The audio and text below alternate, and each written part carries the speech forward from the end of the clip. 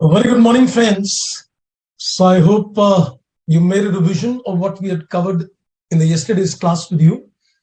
And if you got any questions and all, please feel free to ask those questions as well. So yesterday we had started off with the Ind AS 8 that talks about accounting policy, changes in accounting estimates as well as errors. And we've almost covered the beginning of the standard. I have covered with you the aspect of few aspects of accounting policy. So I made a discussion with you that what are accounting policy. Then we went on to the concept of how do you develop an accounting policy if a particular Ind AS is silent with regard to the accounting policy. Then I give you a little overview, which I'm yet to just give you a quick recap on that. That can a company change an accounting policy? And we said generally consistency is the rule of the game. A company cannot ordinarily change its accounting policy, but yes, there are two circumstances when a company can change an accounting policy. So one is, we said it is required by Ind AS, which means it becomes a mandatory situation. So it's a mandatory change which is required by an Ind AS. And the second is the company makes a voluntary change, and this voluntary change would mean that the entity feels that this change is going to become more relevant and reliable for its financial statements. But I also give you an example that, let's say, for example, similar companies in the industries are using a different accounting policy. So the company in question feels that to make their financial statements more, comparative in terms of the other companies in the industry, it also wants to go in for a similar kind of accounting policy. So the only two reasons for a change in an accounting policy is either it's a mandatory change or it's a voluntary change. Now, we also got some exceptions where we said that in certain cases, the changes are not going to be regarded as a change in accounting policy. Rather, I would say that I've given you three clarifications. I'll just take a quick recap on that as well. One is where we are saying that it is a change in accounting policy, but still Ind AS 8 is not applicable. Mind it, I give you the first case where I said that it is a change in accounting policy, but Ind AS 8 is not applicable. Then we said that there are certain cases where it is not regarded as a change in accounting policy. And of course, I gave you a third case that this is a change in accounting policy. And yes, in this particular case, Ind AS 8 would apply. What is the accounting implications if the change in accounting policy is made and it is covered under the purview of this Ind AS? It is a retrospective accounting. And I would say it becomes a full retrospective accounting in the sense you are going to account for the change as if this new policy was in place at the very inception. Now, I'm just going to document some notes also to you. So let's get one thing very clear. When I am looking at the concept of accounting policy, when I'm looking at Ind AS 8 in terms of accounting policy, there are a total of 4 aspects which should come to your mind. So when I'm looking at the concept of accounting policy, so your mind should be very clear that we need to first of all be very clear with the definition, not exactly the definition, but we should be very clear on what is an accounting policy. How do you say that, yes, it is supposed to be an accounting policy? So we need to be very clear on what is an accounting policy. Now, at this particular stage, I'd like to pinpoint something which I very clearly made a mention in the yesterday's session. And that is the areas when you say would lead to an accounting policy is recognition criteria. I said the area when you're going to face an accounting policy is the measurement aspects. And the area when you're going to see this is the presentation aspects. So as I said, if you get a choice, if the company is getting a choice in terms of a recognition criteria, if they are getting a choice in terms of a measurement aspect, or a presentation aspect in the financial statements, whether in the income statement or whether in the balance sheet, generally, I'm saying generally, this would indicate that it's an accounting policy. But I also made a mention that many times people have got a confusion that, let's say, for example, you are considering a depreciation and you're deciding a method of a depreciation. Is that an accounting policy or is that an accounting estimate? So let me clarify at this end. When you're deciding on the method of depreciation, it is supposed to be an estimation. Now you would say, sir, how come it is supposed to be an estimation? Let me explain. What is depreciation? Can I say depreciation when it is taken in the income statement? Just imagine this is a T-shaped profit and loss account and you want to consider a depreciation. When do you start charging a depreciation on the asset? You start charging a depreciation on the asset when the asset starts giving you future economic benefits. When the asset is ready to use and it is capable of generating economic benefits in the form of revenue from sale of goods or rendering of services, correct?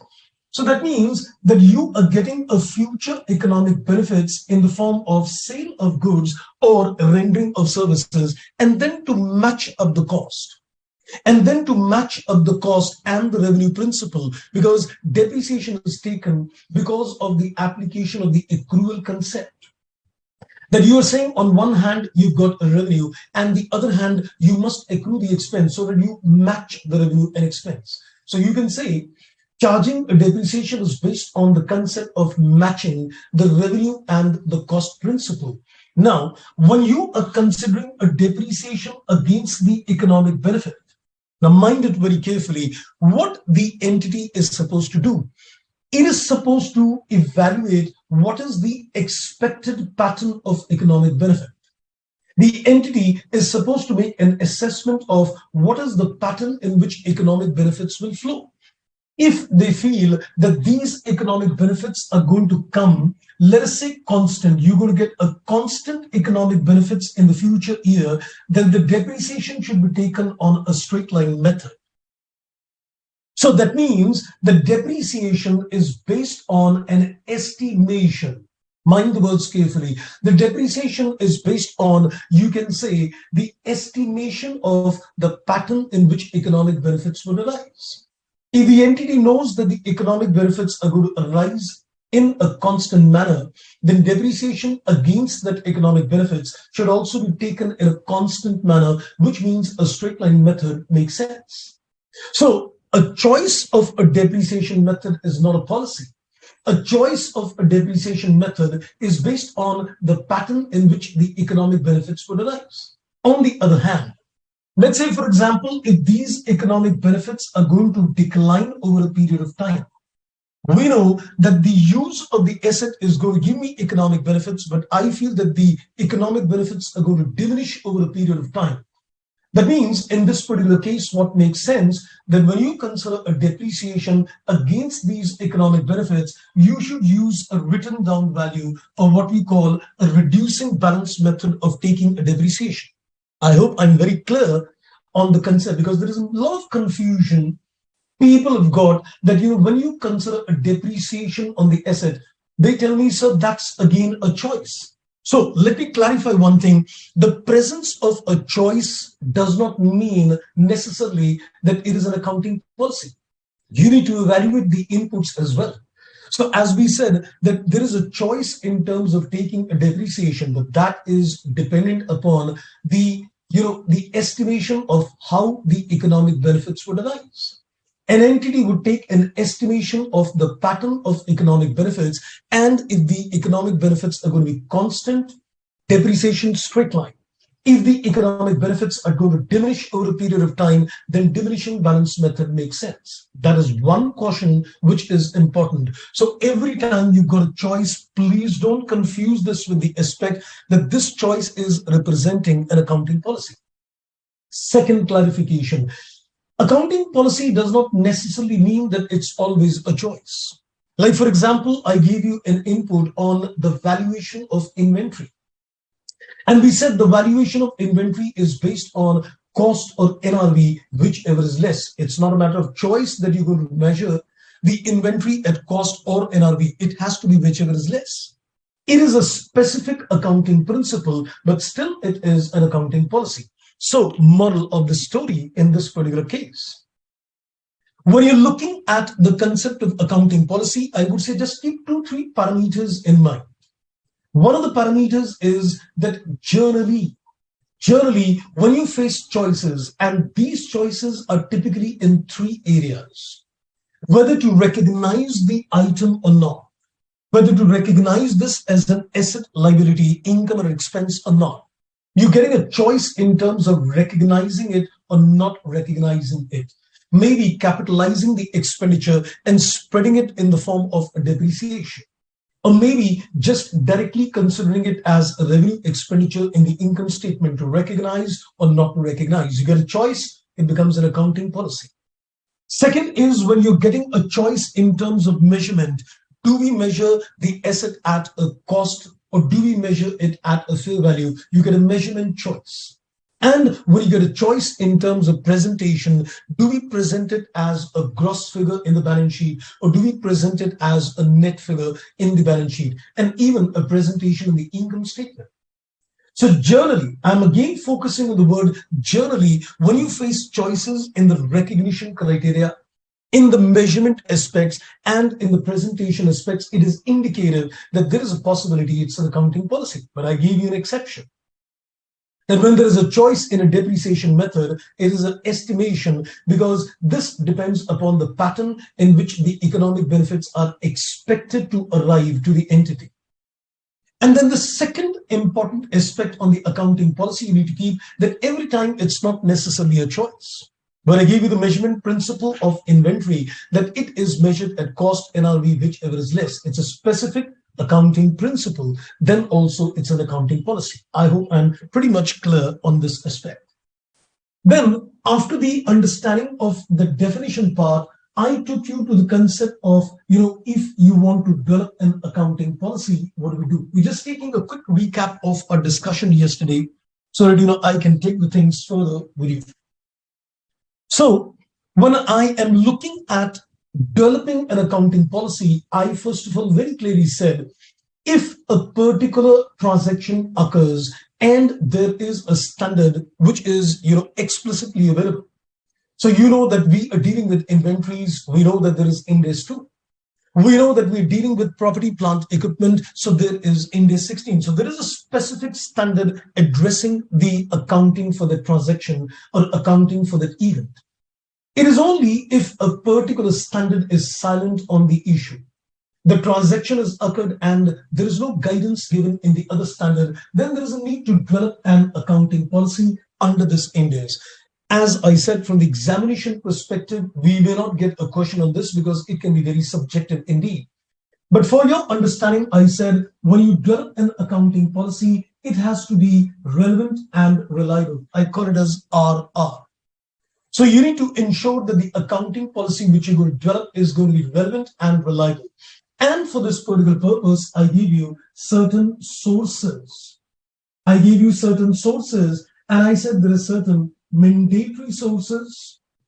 And I gave you that there are certain option sources with the help of which you are going to develop an accounting policy. Now, as far as the mandatory sources are concerned, you will first of all see that is this accounting issue something similar which is addressed in a particular standard?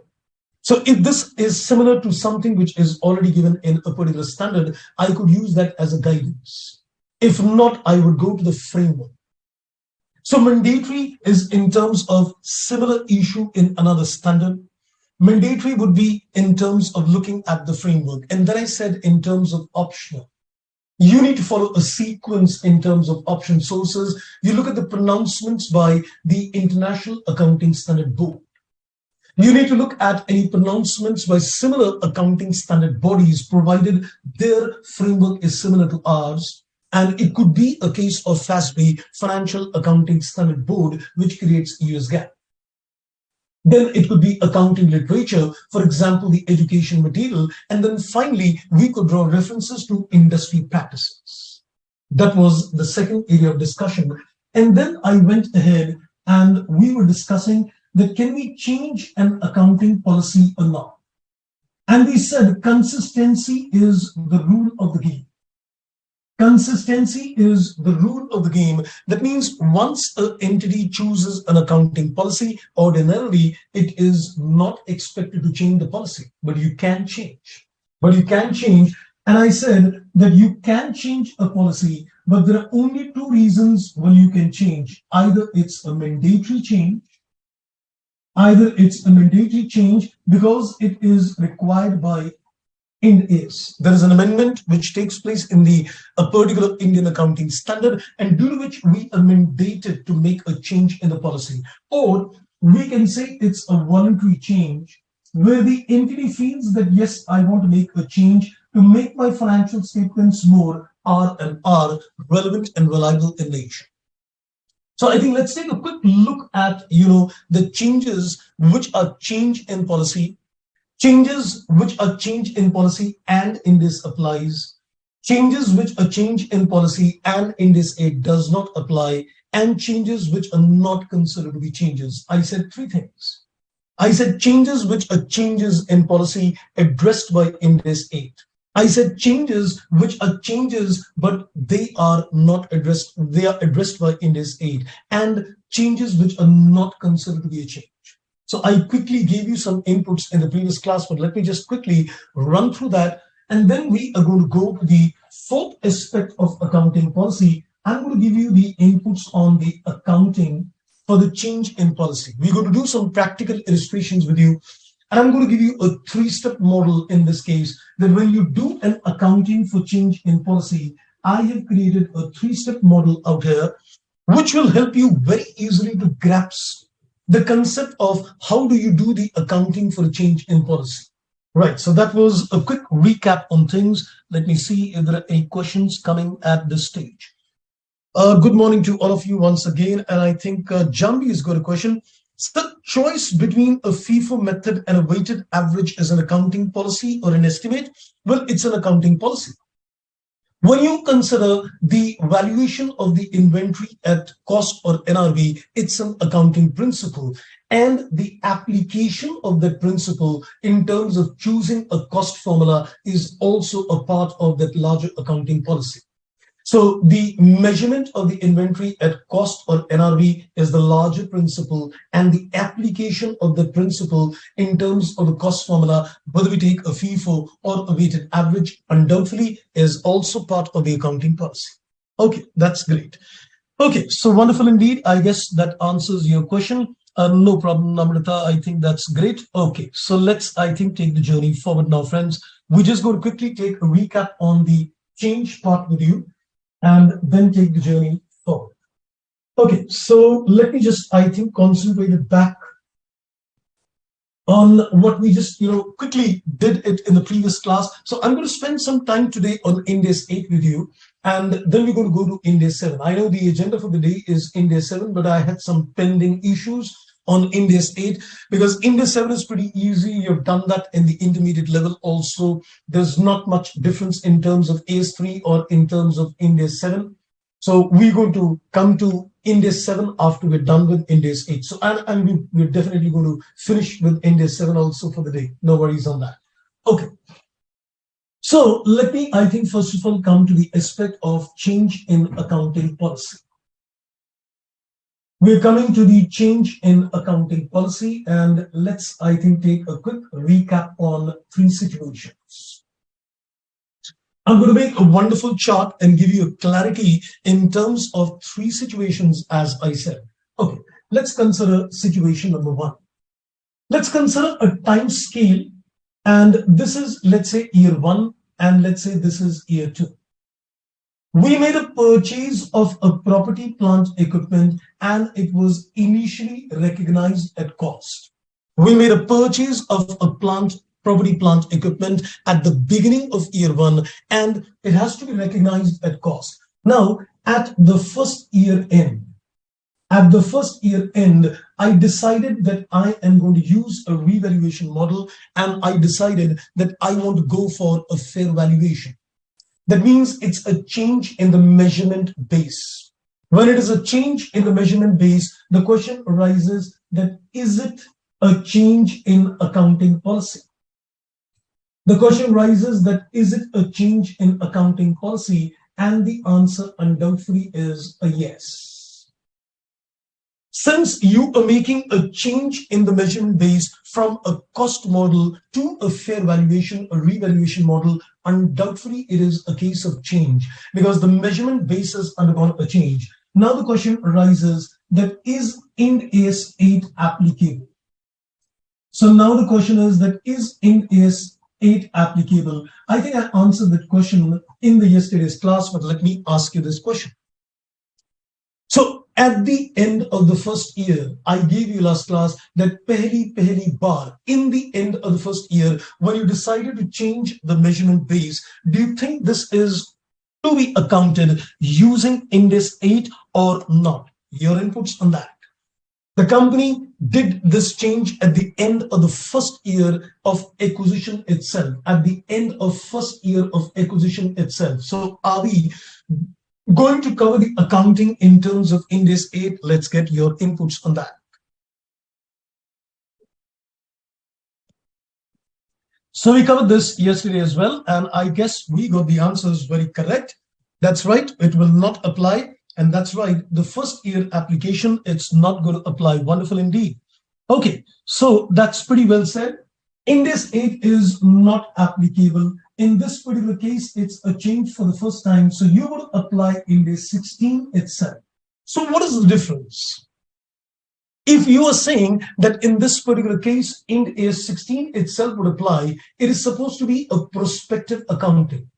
Had Ind AS 8 been applied, it would have been a case of a retrospective accounting. Okay, let's go to the next situation. So let's take a second situation now. Same time scale. We made a purchase of a property, plant, equipment at the beginning of the first year at cost. I decided at the end of the first year that I'm going to consider the asset at a fair value. We're not talking at the end of first year. Then let's say at the second year end, I decided I want to come back to cost. So in this particular case, is this change a change in accounting policy? Yes, there is again a change in the measurement base. You're changing from a fair valuation to a cost model. It is certainly a change in policy, but this is not initial. This is not pehli bar. So this is not a case of the first year, it is subsequent year. So is Ind AS applicable? Yes, Ind AS 8 is going to be applicable. So remember one very important aspect, and that is if you make a choice at the end of the first year, in the year of acquisition, it is certainly a change, but Ind AS 8 doesn't apply. And if you make a change subsequently, it is a change and Ind AS 8 applies. So two cases covered. So this is the case when it is a case of change, Ind AS 8 doesn't apply. A case of change and Ind AS 8 applies. Now let's see a few cases when it is not a change in policy. So now we're going to see certain cases when we are saying it's not a change in policy. So let's consider number 3. I made a purchase of property, plant, equipment at a cost model. At the end of the first year, you took the valuation at a fair value. We're not talking at the end of first year. Then at the end of the second year, we decided that this is now an investment property. The management intentions underwent a change. When a property is meant for production, it is covered under Ind AS 16. But when a property is meant for earning a rental, it is covered under Ind AS 40. It becomes an investment property. So when you're looking at a building which is a factory building, which is an office building, it is covered under Ind AS 16. But the moment you say that this building is meant for earning a rental income or for the purpose of capital appreciation, it shifts to Ind AS 40. Now, there is a different measurement aspect allowed in those standards. If you look at Ind AS 40, you cannot use a fair valuation model. Ind AS 16 gives you a choice of cost or a fair value, but Ind AS 40 says only cost.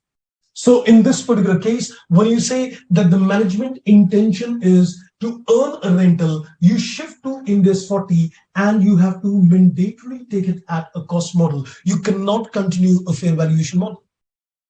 So now the question rises that this is a change in the measurement base. Is that a change in accounting policy? And Ind AS 8 tells us no.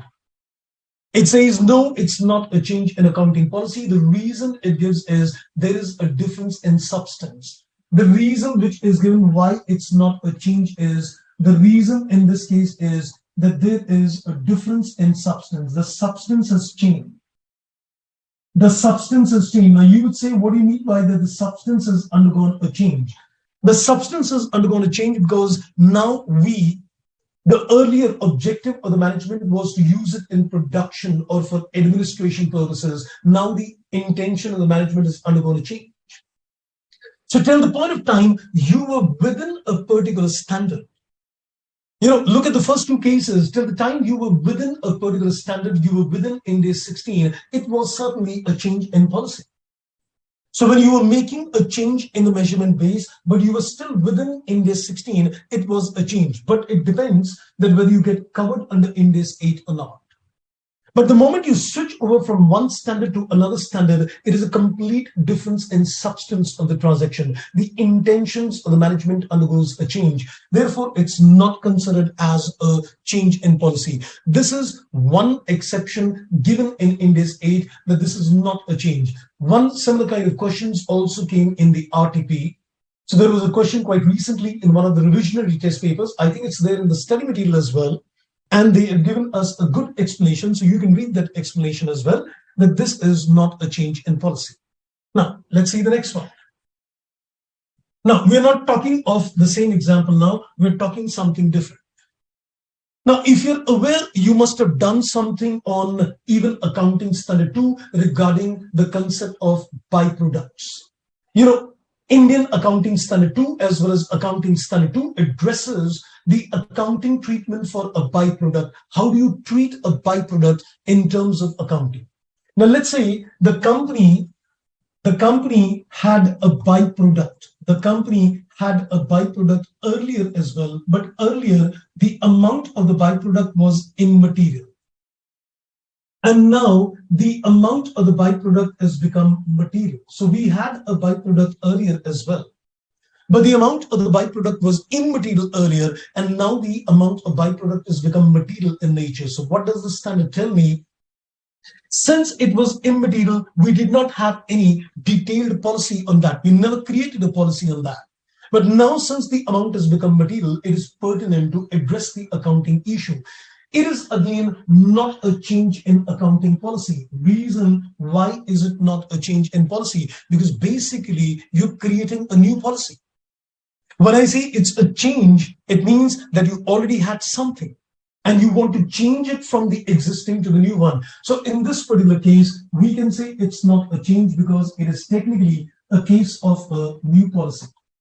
So this is a second exception which is given in the standard, that if you are creating a policy for areas where the amounts was immaterial and now the amounts have become material in nature, then we should say it's not a change, but it's an adoption of a new policy. A similar kind of transactions can also be there. For example, we were only, let's say, trading in a software. Earlier, we were just trading. We used to buy goods from the supplier, let's say a software, we used to buy goods from the supplier and sell it further. So we are just trading. Now we have decided that apart from trading, we are adding a new line of business. We are also going to sell, let's say, customized software to the customer. So we've decided to add on a certain line of business, which means now you need a new revenue recognition policy. Because you had a revenue recognition policy with reference to only the trading of goods. Now, since you're adding a new line of area of business, you're going to start dealing with the customized software. In this particular case as well, we can say that there is now going to be a new policy. So it's not a change in accounting policy because it's again a new policy. So you can now see that in all these three examples, I've just tried to give you one input. You can see in the first example, It's a change in policy, but Ind AS 8 not applicable. It's one kind of a case. It's a change, but Ind AS 8 not applies. Second, it is a change and Ind AS 8 applies. A normal case, it is a change and Ind AS 8 applies. And third, we are saying that it's not considered to be a change, where you've got two exceptions given in Ind AS 8. If there is a difference in substance, it's not considered a change in policy. You move from one standard to another standard and you got to change the measurement base. It's not a change because the intentions have undergone a change. And when you are basically adopting a new policy, because if it's a new policy, then it's not the case of change because you never had an existing policy. And unless you have an existing policy, it cannot be considered as a change. Right, friends? I hope I am pretty much clear till this particular stage. Let's see if there are any questions coming in so far. Okay, so I think there is one particular question. I think Shriram has got a question. Ind AS 16 is applicable and Ind AS 8 is not applicable since its method. Oh, that was the answer. And yes, Nidhi also given the correct answer. Okay, wonderful indeed. So no question so far. I guess everything is pretty clear so far. Great. Now, friends, I'm going to do some discussion on the accounting treatment when you change a policy. Now, watch me carefully because this is going to be slightly technical, but I promise you, if you hear me carefully, the next, I guess, almost around maybe 15-20 minutes, a little plus, to save time, what I've done, I have, taken a copy of the question and the answer together. I've arranged the answer according to a three-step model, which I'm going to discuss with you. So I'm going to do two comprehensive questions with you on the accounting of a change in policy. Once you're able to understand this, you will get a good grip on the standard. So hear me carefully. The next, I think, 15-20 minutes or maybe a little more is going to be very crucial for our understanding. So let's, I think, begin. So I've covered three areas of discussion. What is an accounting policy? Done. Development of an accounting policy? Done.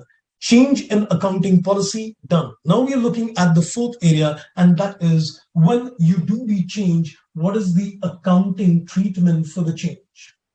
So we're looking at accounting for a change in accounting policy. So accounting for a change in accounting policy.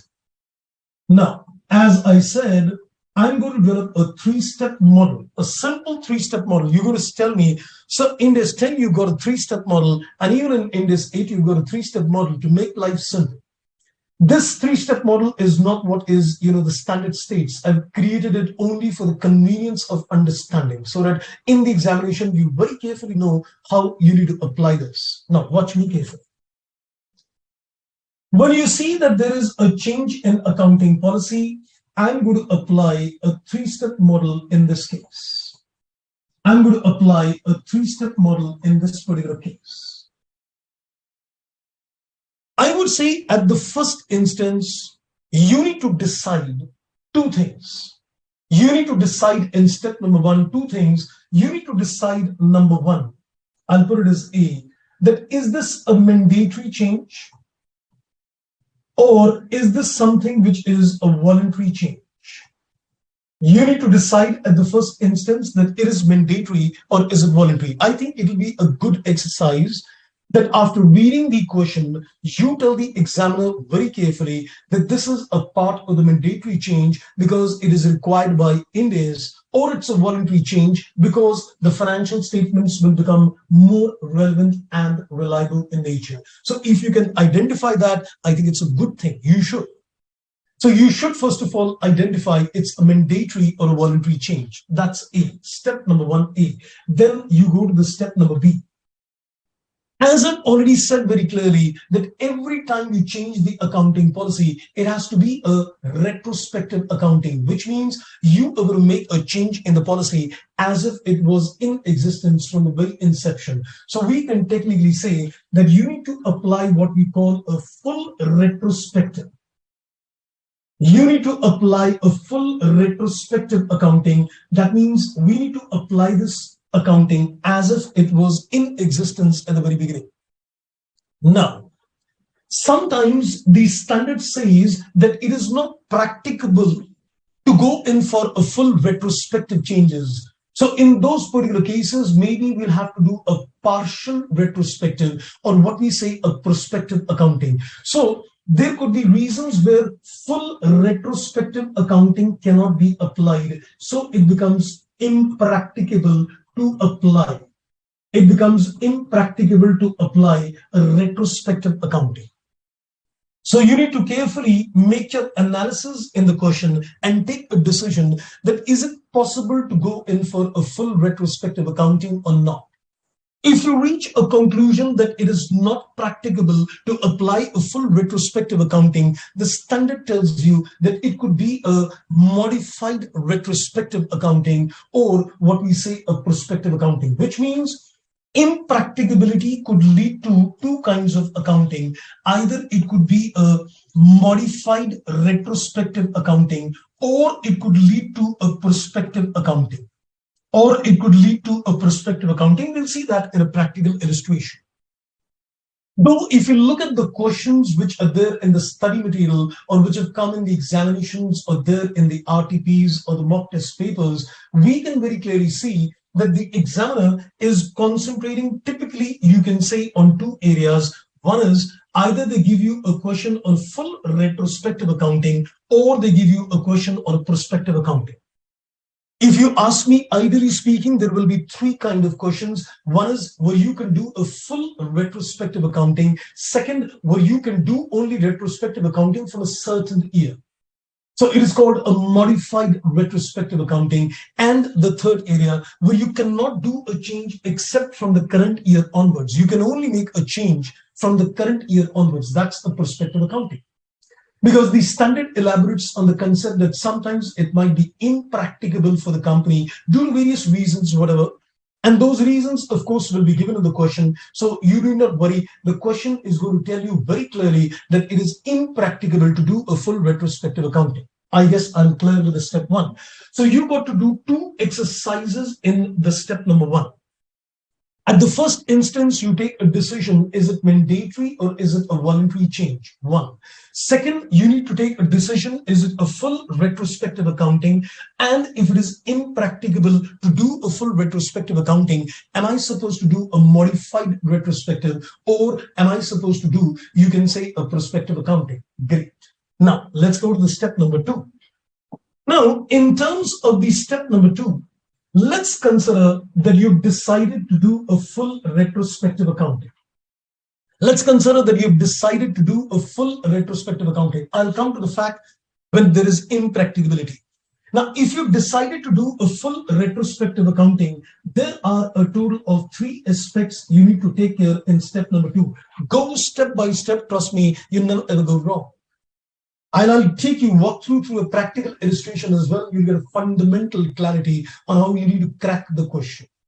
So in the step number two, you need to apply a total of three aspects. Now, what are those three aspects? A, B, and C.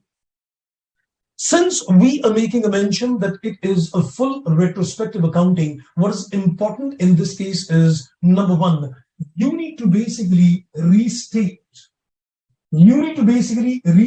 the previous year financial statements. Since you are deciding to make a change in the current year, the previous year financial statements were already made as per the old policy. And when you present your financial statements for the current year, you present the financial statements for the current year, as well as you give the previous year comparatives as well. So let's say, for example, if I take on a time scale, let's say this is the year 2021 and this is the year 21-22. This is my current year and this is my previous year.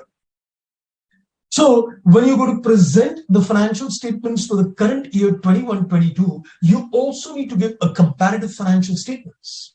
Now, the problem is that the current year financial statements is going to be based on the new accounting policy.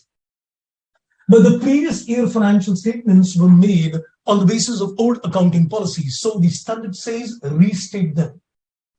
Now, the best part is that if you look at from the examination point of view, you will not get the restatement of entire set of financial statements. In a practical life, You'll have to restate the entire financial statements. But in the examination perspective, you will see that the examiner would ask you to restate, let's say, only income statement.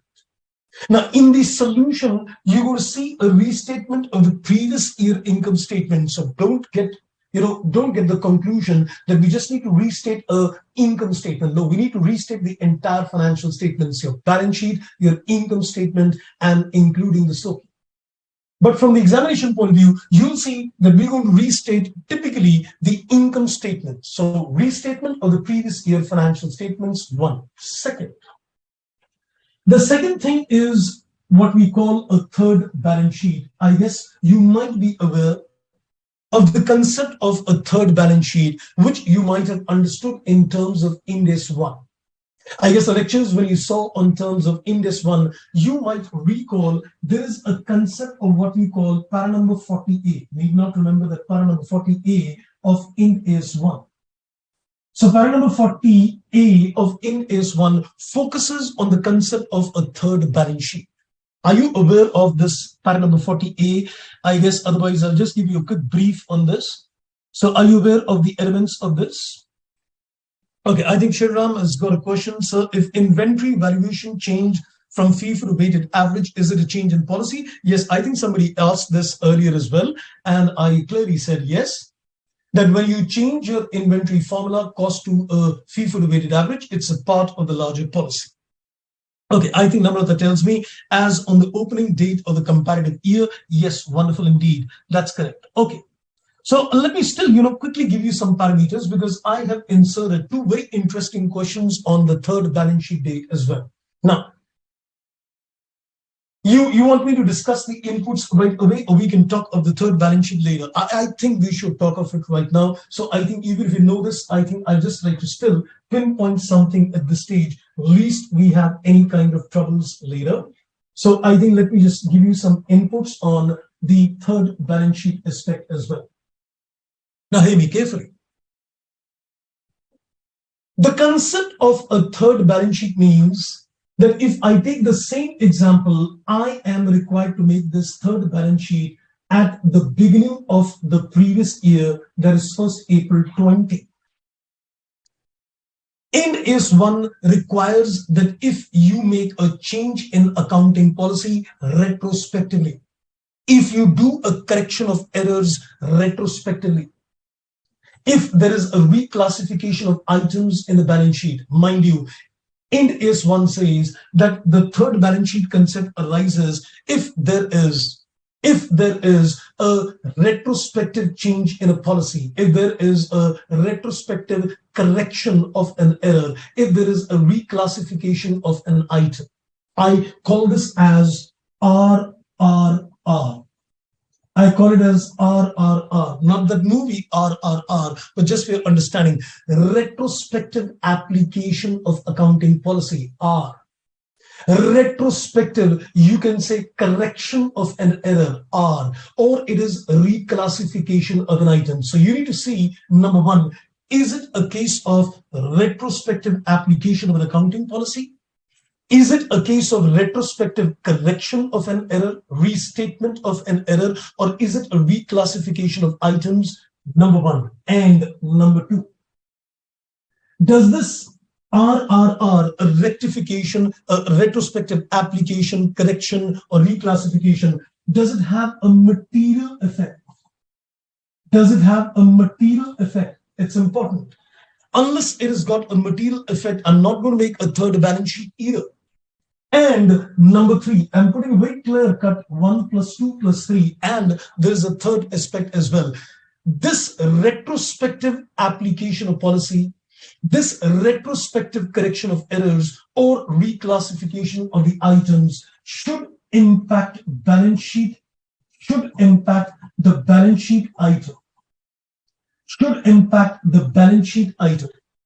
Because if you want to make a third balance sheet, I think logically it makes sense that it should impact the items in the balance sheet. So, sometimes the examiner could test your knowledge in terms of the third balance sheet aspect, and he is going to give you information which doesn't affect the asset or liability. I'll give you an example.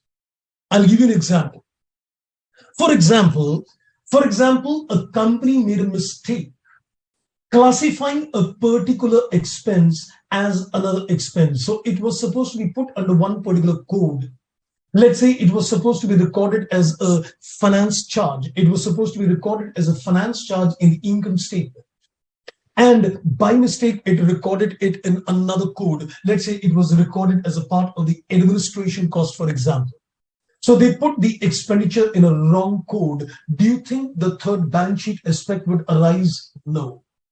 You would say that yes, it is a retrospective correction of an error, or maybe a reclassification of the item, and it may be material in nature as well. But the problem is that it doesn't impact the balance sheet item.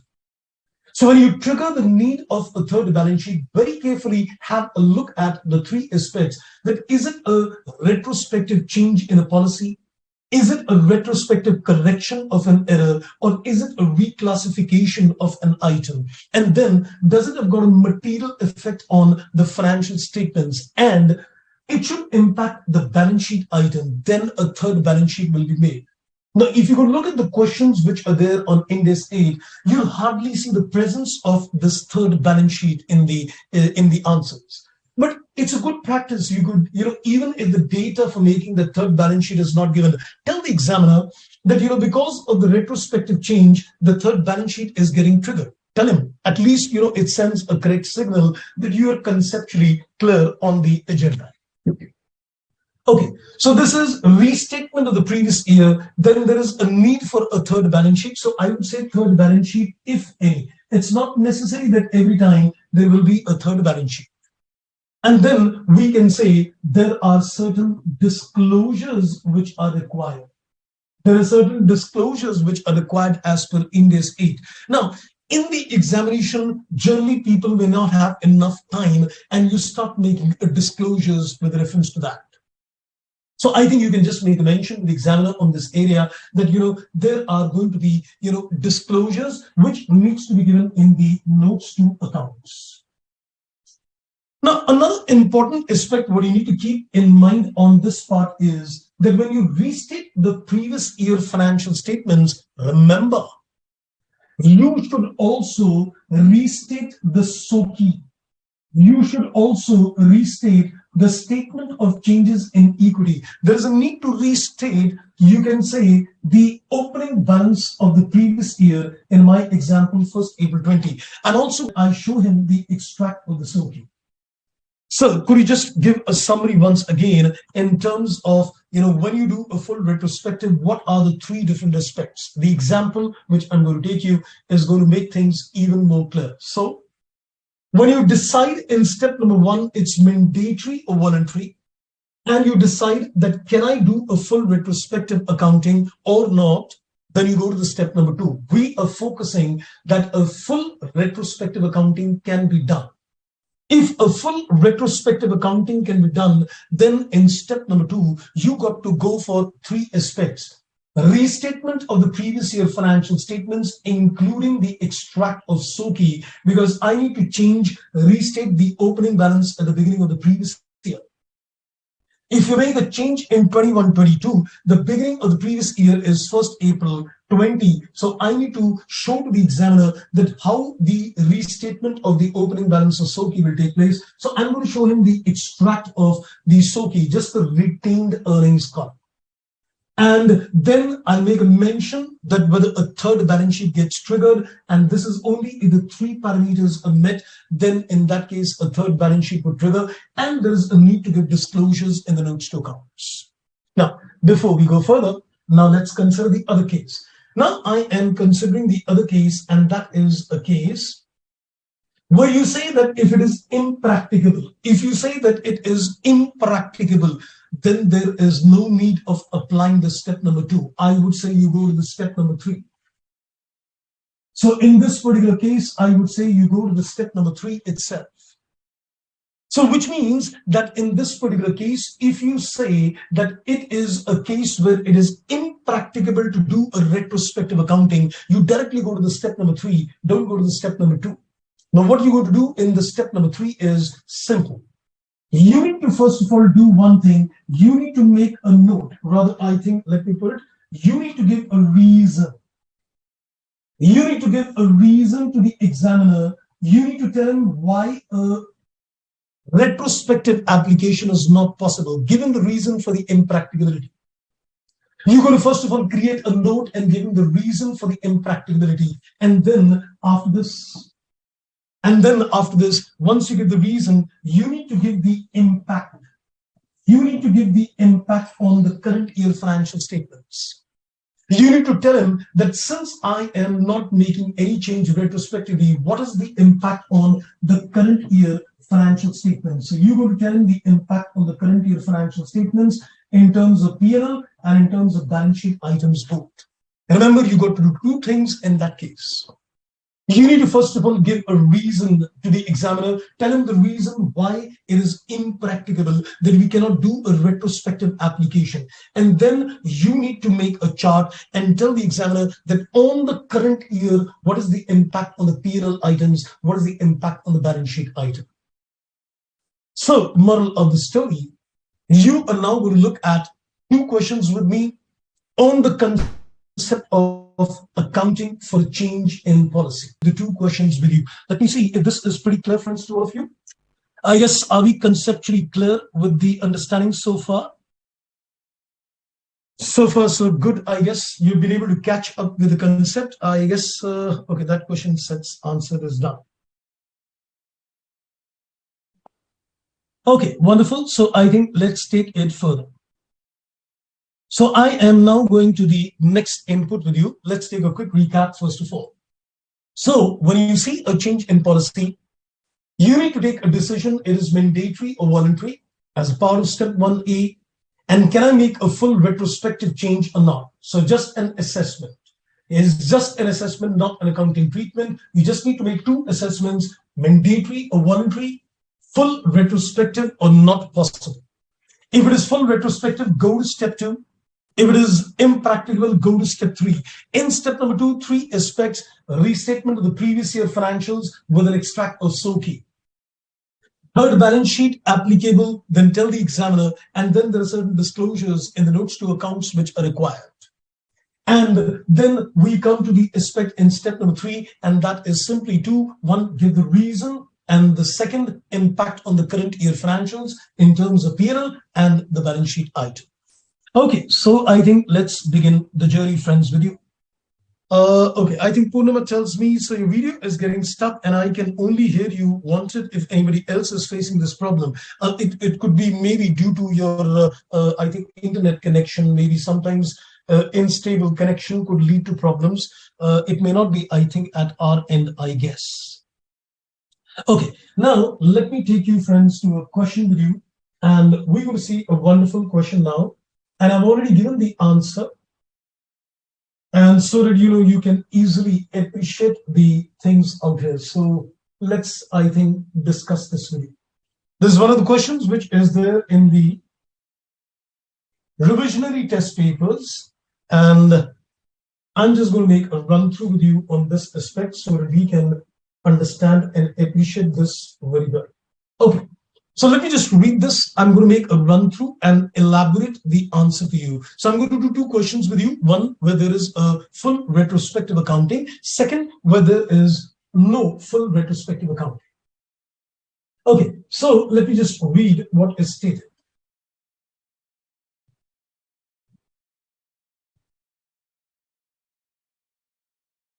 So we are given in this question that A Limited changed its method adopted for inventory valuation. It says prior to the change, inventory was valued on FIFO. However, it was felt that in order to match the current practice and to make the financial statements more relevant and reliable, a weighted average would be appropriate. I would appreciate if you could tell me in step number 1, is it a voluntary change or is it mandatory? Basanti, tumhara naam kya hai? It says it was felt in order to match the current practice. So it seems that, the various companies in the industry are using a certain kind of practice. So in order to match the current practice and to make the statements R and R relevant and reliable, a weighted average should be used? I guess you can decide, is it a mandatory or is it supposed to be a voluntary change in this particular case? Okay, I think somebody Namrata tells me the video is absolutely clear. So can I say in this particular case, it is undoubtedly a voluntary change because you want to make the financial statements more relevant and reliable. So this is done. Let's read further. The effect of the change in the method of inventory valuation is given. We are given on March 17, the inventory will increase. On March 18, on March 19, the inventory will increase. So you are given the impact of the closing stock increase at the end of 3 consecutive years. So I am given that the closing stock for 17, 18, 19 will increase by 10, 15, and 20 million. The profit and loss under the FIFO method of valuation is given. So this is for the year 18-19, which is a current year, and this is for the year 17-18, which is for the previous year. Now, let's get one thing clear, that do you think we've got information with the help of which we'll be able to do a retrospective accounting? Since he is very clearly giving you the information that what is the effect of the change. The entire detail of the change is given, that if you change the method of inventory, what is the impact on the closing stock of each year? So am I given a complete information with the help of which I can do a full retrospective accounting? Yes. So I can say in terms of step number 1, we've decided 2 things very clear. It's a voluntary change, number 1, and a full retrospective accounting can be applied. Okay. Then it says out here that we are given retained earnings on 31st March 17 is given to me. Now we know one thing, if I make a time scale for understanding, we can say very clearly that the current year in question is 18-19, the previous year in the question is 17-18. So you can say the beginning of the previous year is 1st April 17. If the beginning of the previous year is 1st April 17, he is hinting towards making a restated SOKI. You need to show the restatement of the opening balance. So therefore, we are given the balance on 31st March 17 as good as 1st April 17. So the retained earnings column balance is already here. It says present the change in accounting policy in the profit and loss and produce an extract of the statement of changes in equity in accordance with Ind AS 8. I just made a small note which says the concept of GP is in IFRS, not in Ind AS. Since it has been given in the question, the answer is given the same format. Because if you look at technically the format of the question is not exactly the way we do in Ind AS, because the income statement format in Indian standard, that is in Schedule 3, doesn't use the word gross profit. But since it is given in the question, I think we will answer that accordingly. So we're going to follow the same format. Okay. So I think let's begin the journey and see what I've done in terms of step number 1. Though here I've made slight little changes on the step, but you can see in terms of step number 1.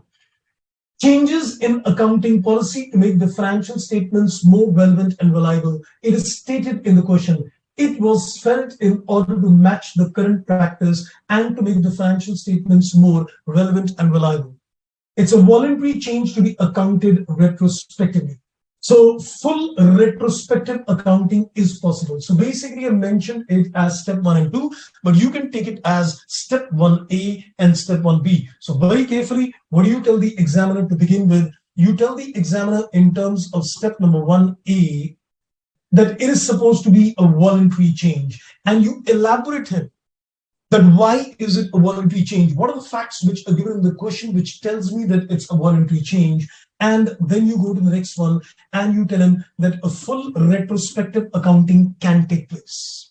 That is my step number 1 gets over. Now we go to the step number 2. Now in terms of the step number 2, as I said, there are a total of 3 aspects. Can you see restatement of the financial statements, restatement of the SOKI, which you can take it as 1, and then there is a third balance sheet aspect, and then you need to give disclosure. So basically 3 aspects. I can say you need to make a restated previous year financial along with the SOKI extract, then make a comments on the third balance sheet, and then tell him that yes, there are disclosure required in this case. Okay, so let's I think now see how the restatement of the previous year financials would take place. So let's concentrate on this column.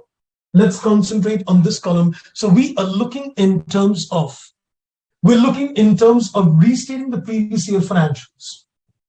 The sales which is given in the question remains the same. No change in terms of sale, because inventory valuation is undergoing a change, and the inventory valuation is undergoing a change, it will impact the cost of goods sold. It'll impact the cost of goods sold. Let's see this logically.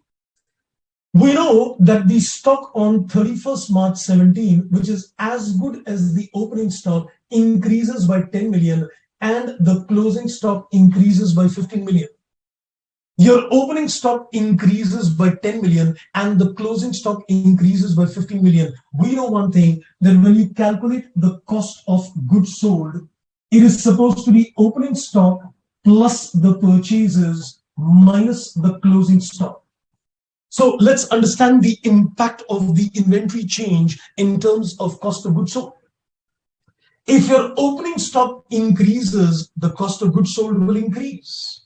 If I increase the opening stock, the cost of goods sold will increase. So opening stock up by 10 million, so cost of goods sold will increase by 10 million. If your closing stock increases, the cost of goods sold will decrease. And the closing stock increases by 15 million, so the cost of goods sold will decrease by 15 million. So you can say, due to the opening stock, the cost of goods sold will go up by 10.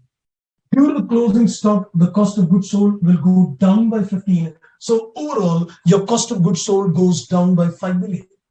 Because the opening stock is going to increase the cost of goods sold by 10, the closing stock will decrease by 15. So if you look at the net impact on the cost of goods sold, it's a decrease of 5 million.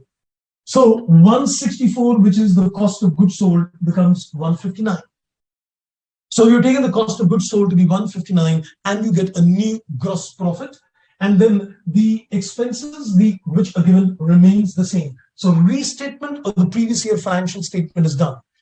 In this case, you can notice that I am given information only with reference to an income statement. So I don't have the data where I can restate the entire set of financial statements, a balance sheet and a P&L. So we are only telling the examiner, this is the restated previous year income statement. And of course, you're going to make a current year. So I didn't take that as a part of my steps, but you're going to make a current year financial. So now let's focus on the current year financials as well. So when you go to look at the current year financials, he's already given the current year financials, sales remains the same. This just a need to rectify the cost of goods sold. And again, in the cost of goods sold, you can see that the opening stock for this year is increased by 15 and the closing stock increases by 20. If the opening stock increases 15, cost of goods sold increases 15. The closing stock increases by 20, the cost of goods sold goes down by 20. So net impact is 5 million again. So from 173, it becomes 168. Expense remains the same. You get the current year. This current year income statement is not a restated income statement by you. I've not even written the word restated out here. This is just making the current year financial statements based on the new accounting policy. So the first aspect you've given the examiner is a restated income statement of the previous year. Second, let's go to the statement of changes in equity extract. So we're looking at the extract of the statement of changes in equity. Now you need to give the examiner the original SOKI as well as the restated SOKI. So what we've done, we've taken the original SOKI and we've also given the extract of the restatement SOKI. And in terms of SOKI,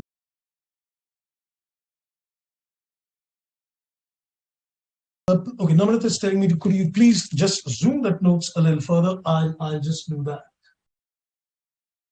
See if you can see the things further. Okay, I think I'll just zoom it further. So is that clearly visible now? I guess I've zoomed it further. I guess it's now visible well. Okay, and then Shriram said, sir, please explain once again and about how we can apply the change with a full retrospective effect on all the years. Okay, I got your point. I'll just illustrate that part as well. No worries on that. Somebody is telling me the video is stuck. Okay, is everything going well? I guess my video is coming well to you, friends. Is that only stuck up at Namrata, your end, or everybody's got some problem? Is my video coming good?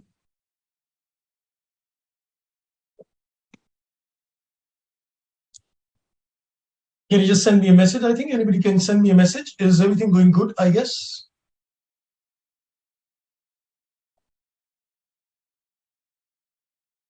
Okay, I think I didn't get much inputs. Now it is okay.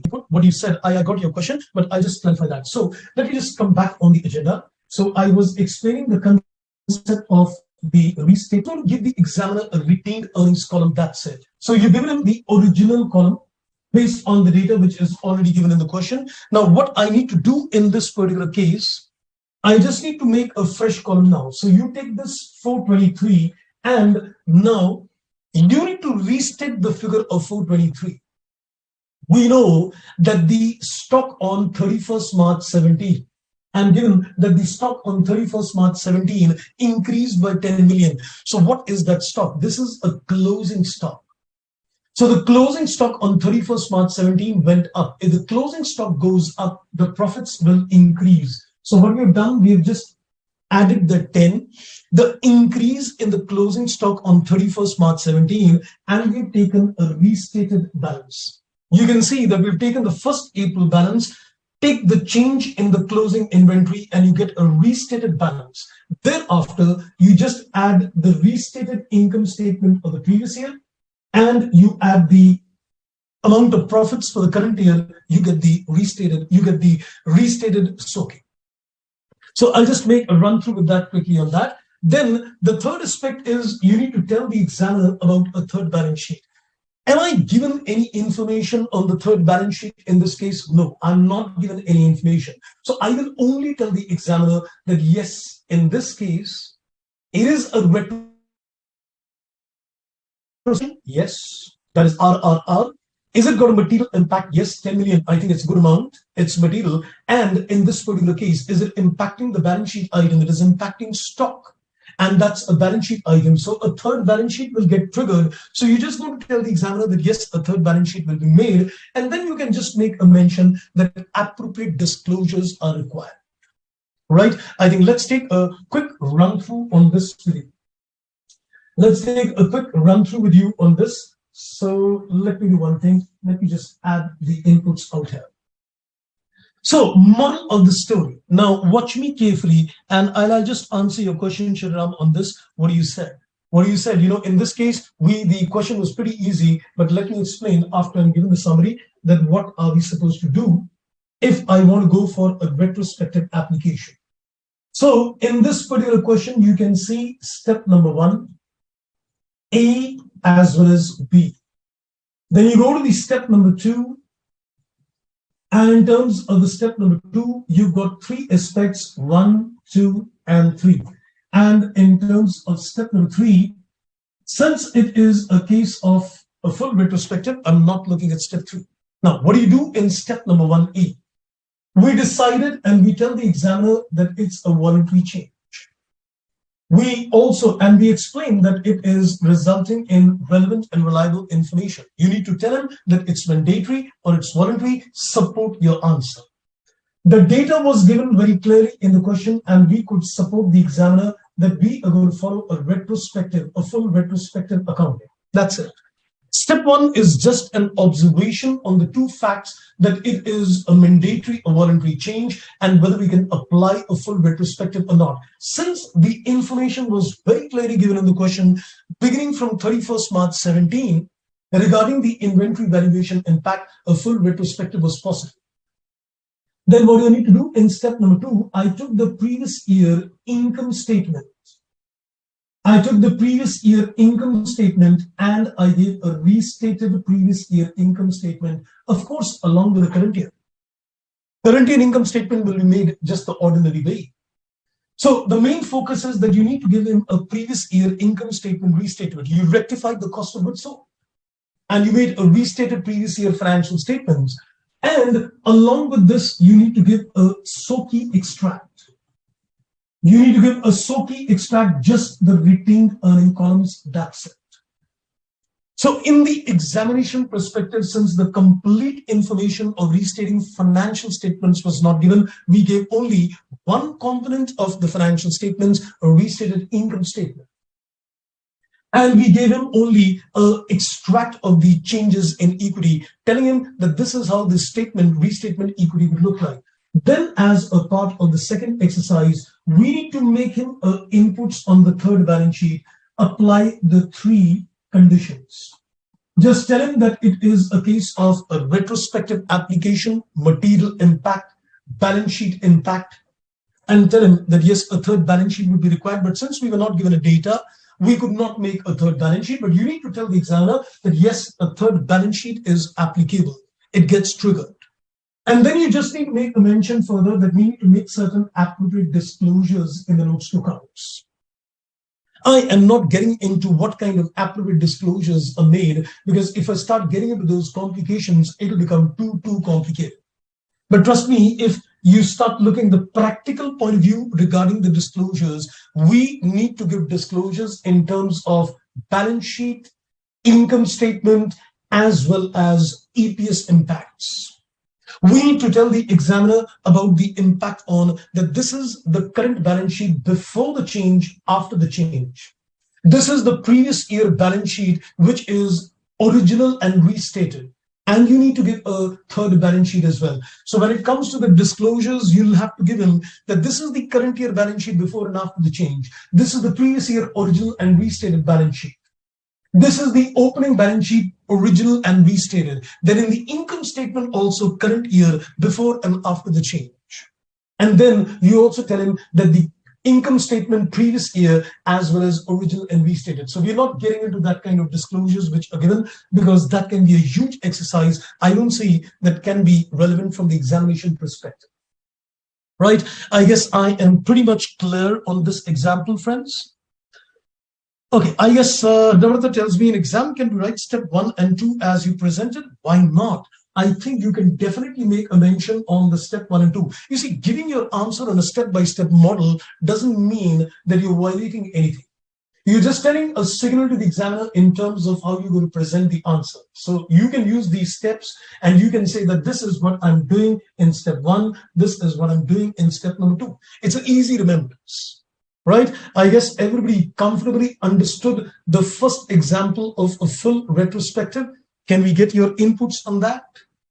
Is everybody comfortable on the application of the full retrospective in terms of the standard? Then I guess let me take it further, and I am now going to take a second example with you, which I've already organized the answer. This is a question in the study material. So this is a question which is given in the study material, and we're just going to make a walkthrough. I've just organized the answer. Yes, wonderful indeed. Okay, that's great. Now let's take this further. I am now going to take it. Let me zoom it further so it becomes a little more visible. Then I'll take it down. Okay, this is one of the questions which is given in the study material, and this is with regard to the case where a full retrospective accounting cannot be done, where a full retrospective accounting cannot be done. So I'm doing two questions intentionally with you. One where a full retrospective accounting was done, as we just saw, and another question which I'm making a walkthrough where a full retrospective cannot be done. So how does a three-step model apply? Let's have a look. It says during X2, Delta changed its accounting policy. It says Delta changed its accounting policy for depreciating the property, plant, equipment so as to apply a fully component approach while at the same time adopting a revaluation model. So we are changing the measurement base, and we also want to apply a depreciation based on a component approach. So there are two changes which they are making. One is that they are considering that depreciation should be taken on component wise, and they want to change the measurement base.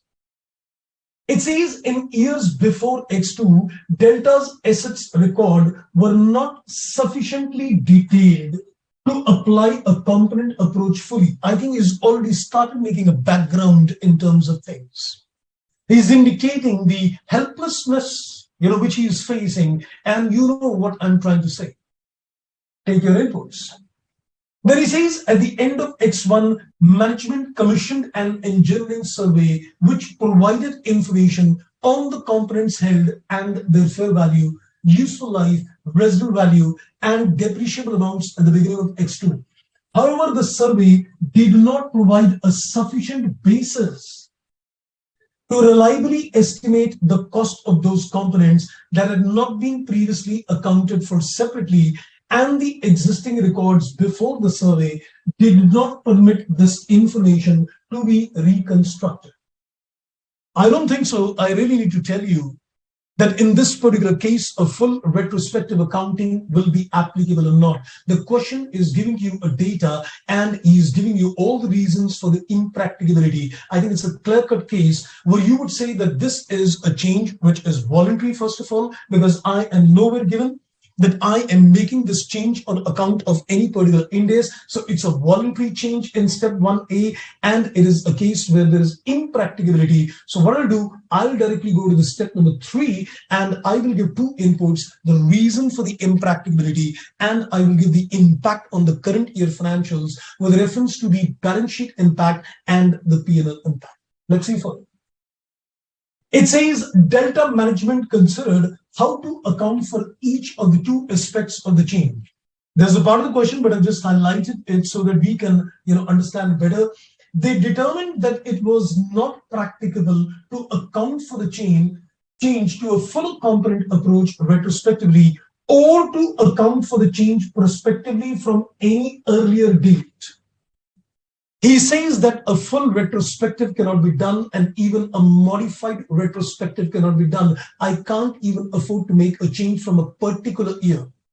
He says very clearly that I cannot make a change. It cannot be made retrospectively or even from an earlier date than the start of H2. The change from a cost to revaluation model is to be accounted for prospectively. Therefore, management concluded that it should apply the new policy prospectively from the year X2. Very clear-cut information on the concept that it is impracticable in nature. Then in the additional information, we are given a 30% tax rate. Then we are given the details of the PPE at the end of X1, the cost, the depreciation accumulated, and the book value is given. Prospective depreciation is 1,500. And then he says some results are given, that what is the valuation, the scrap value, and the remaining life. Depreciation expense on the new basis is being worked out at 2,000. He's given you the inputs regarding the old depreciation, 1,500, regarding the new depreciation. The book value of the asset is 11, and the revalued figure now is supposed to be 17. So you're required to prepare the relevant notes for the disclosure in accordance with Ind AS 8. So let's have a look. Now see how I have organized the answer in this particular case, just to give you the relevant inputs. So let's see how I'm going to organize the answer. So as I said, you will apply 2 simple steps. Step number 1A, voluntary change. Step number 1B, that it is impracticable to do a retrospective application. So directly go to step 3, give the reason and give the impacts. That's it. Let's have a look. So in this case, we can say that the financial statements we want to make are more relevant and reliable. So we can tell the examiner it's a voluntary change. Full retrospective application not possible as per the facts of the question. So this is indirectly what I've done, step number 1. In terms of step number 1A, you telling him it's a voluntary change. In terms of step number B, we are saying that it is impracticable to go in for a retrospective application. Now let's see what we need to do. So this is my step number 3, which I'm doing. You need to give a reason. You need to give a reason, and trust me, in terms of reason, you know what I need to do. I just copy the facts which are given in the question. In terms of reasons, I'm not going to apply my mind. There is so lot of data which is given in the question. Just copy that bit and tell the examiner about the reason that why a retrospective application cannot be done. So I'm not reading that. That input is given. Now I think what I need to concentrate is on the financial impact on the balance sheet and on the profit and loss. So I want to basically look at the financial impact on the balance sheet and on the profit and loss. Okay, Shriram, you said, sir, in the question, it is given that full retrospective effect. A full retrospective effect can be made. We can take it as otherwise. How can we identify that? We identify whether we can apply a full retrospective or not. Well, in the previous question, we were very clearly given a data regarding the change in the inventory on each and every date. So that means it seems that they started the company maybe in that year itself. Because when he tells you the inputs that this is the impact on the inventory valuation on each date, it seems that this is the complete analysis, the complete data given to you. If there is any kind of lack of data, which with the help of which a retrospective application cannot be applied, the examiner will have to give you a complete information on that end. So any kind of impracticability will be very clearly stated in the question. Like in the current question, we are very clearly stated that this is impractical, right? I guess it gets your answer clear, right? Okay. So coming to the step number 3, you need to give the impact on the balance sheet and the P&L item. So what is the impact on the balance sheet item? Your PPE increased, right? So there is increase in the property, plant, equipment value, which is 6,000. Then you have not done Ind AS 12. You have not done the standard income taxes, but let me tell you in advance, this increase, this revaluation will also have a consequence on a deferred tax implications.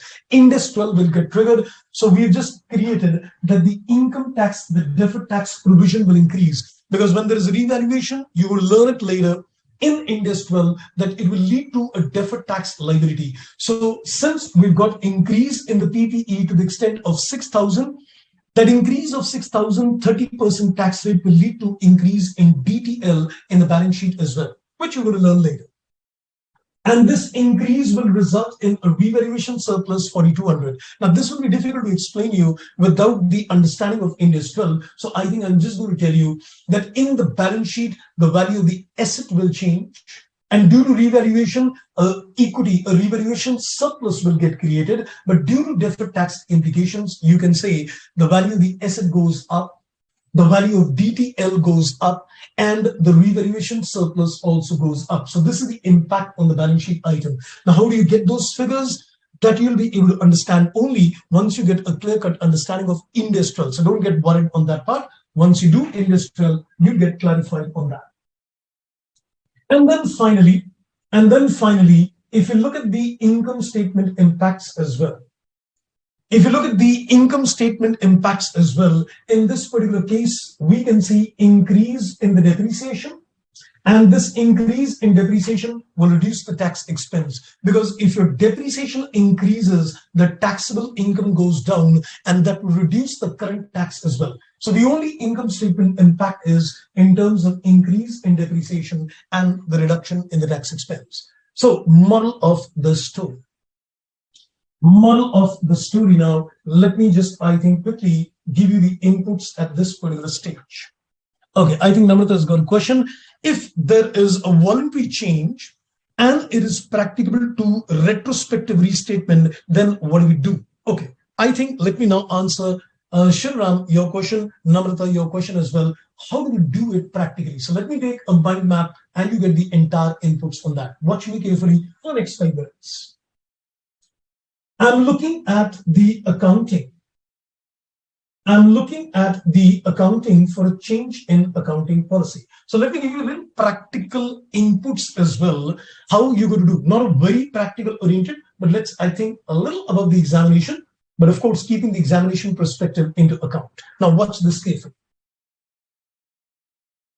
If there is a change in accounting policy, I'm looking at the accounting when there is a change in accounting policy. So I'm just making a quick mind map to you on the concept that what is the accounting when there is a change in policy. Now, what are you going to do? Examination point of view, a little extra knowledge will come to you. Let's consider a time scale to make it very clear. Let's say this is the current year. Let's consider 21, 22. Let's say this is the previous year. That is, let's say 2021. and this is the year 1920, and this is 1st April 20. Now, why I've taken another year, just to illustrate what I think a few students had a question. Let's say you started applying an accounting policy. Let's say you started applying an accounting policy, let's say a FIFO basis, and that was started on 1st April 19. So let's say the company started inventory valuation FIFO on 1st April 19.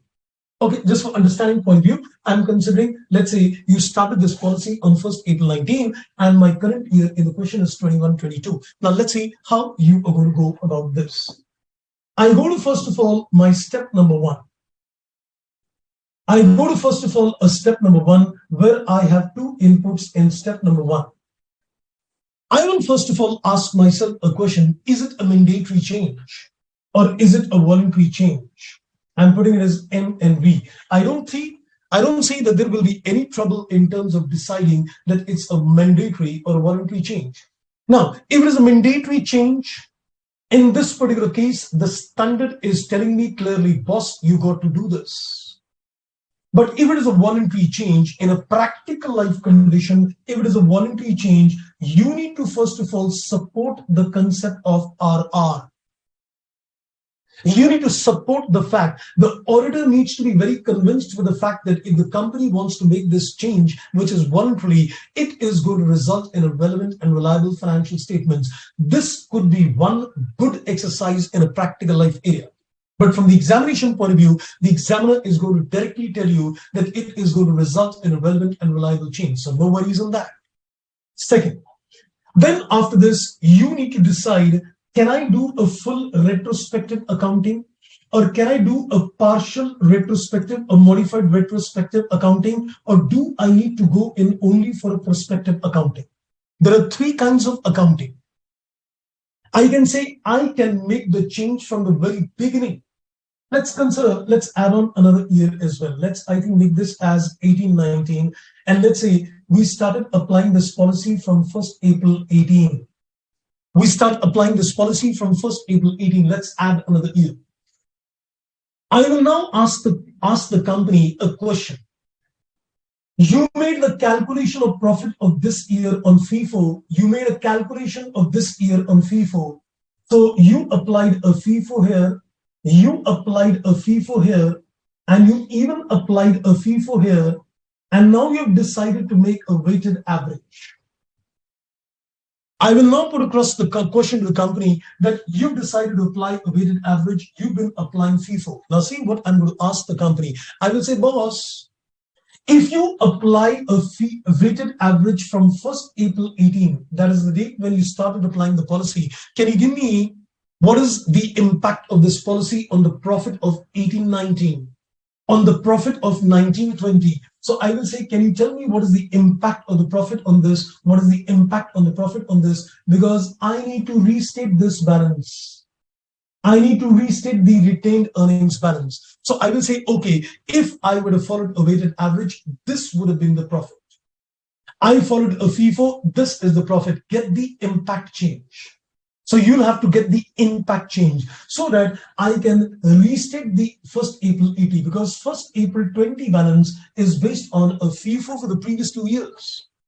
So I'll tell the company, do we have data? Do we have the records where I can, calculate the impact of taking a weighted average for the past 2 years and get what would have been the new retained earnings if the new policy would have been applied retrospectively? Then I would say, let's go for a full retrospective. But let's say, for example, the company tells me that, we don't have the data for 18-19. Let's say the records got burnt away. The data is not available and we are not in a position to, get the data for 18-19. I say, okay, then let's do it from 1st April 19 onwards. You select a date from which a retrospective application will be done. This will be a case of a partial retrospective application. So either you do it from the very beginning when you started the policy, full retrospective, or you can say it's a modified or a partial retrospective. You do it from a date where you can. Or the company says it's not possible, it's going to be too impractical to get the impact for both the years. then I go for a prospective accounting. So you need to make an assessment. In the examination point of view, it would not be a very difficult exercise, because in this particular case, when you are going to make an assessment, whether it is full or modified retrospective or it is prospective, the data will be very clear. So the examiner will tell you, yes, this is the data with which you do full retrospective, or we don't have the data. It's clear. So in the exam, you get a question on a full retrospective or on a prospective. Partial retrospective, I'm not seeing a question in the study or RTPs, etc. Because even if it's partial, the treatment is quite similar to full retrospective, right? So this is what you do in step one. Now, if you decide that it is full retrospective, or if you decide it is prospective, you accordingly go to step 2 and 3. When you go to the full retrospective step 3, you need to take care of 3 aspects. Restate the previous year, you can say financial statements. Typically, the examiner would ask you to restate only income statement. And along with this, you also need to make an extract of your SOKI. So that in this extract of SOKI, you can give a restated balance on 1st April 20. So that you can give him that this is the restated balance at the beginning of the previous year.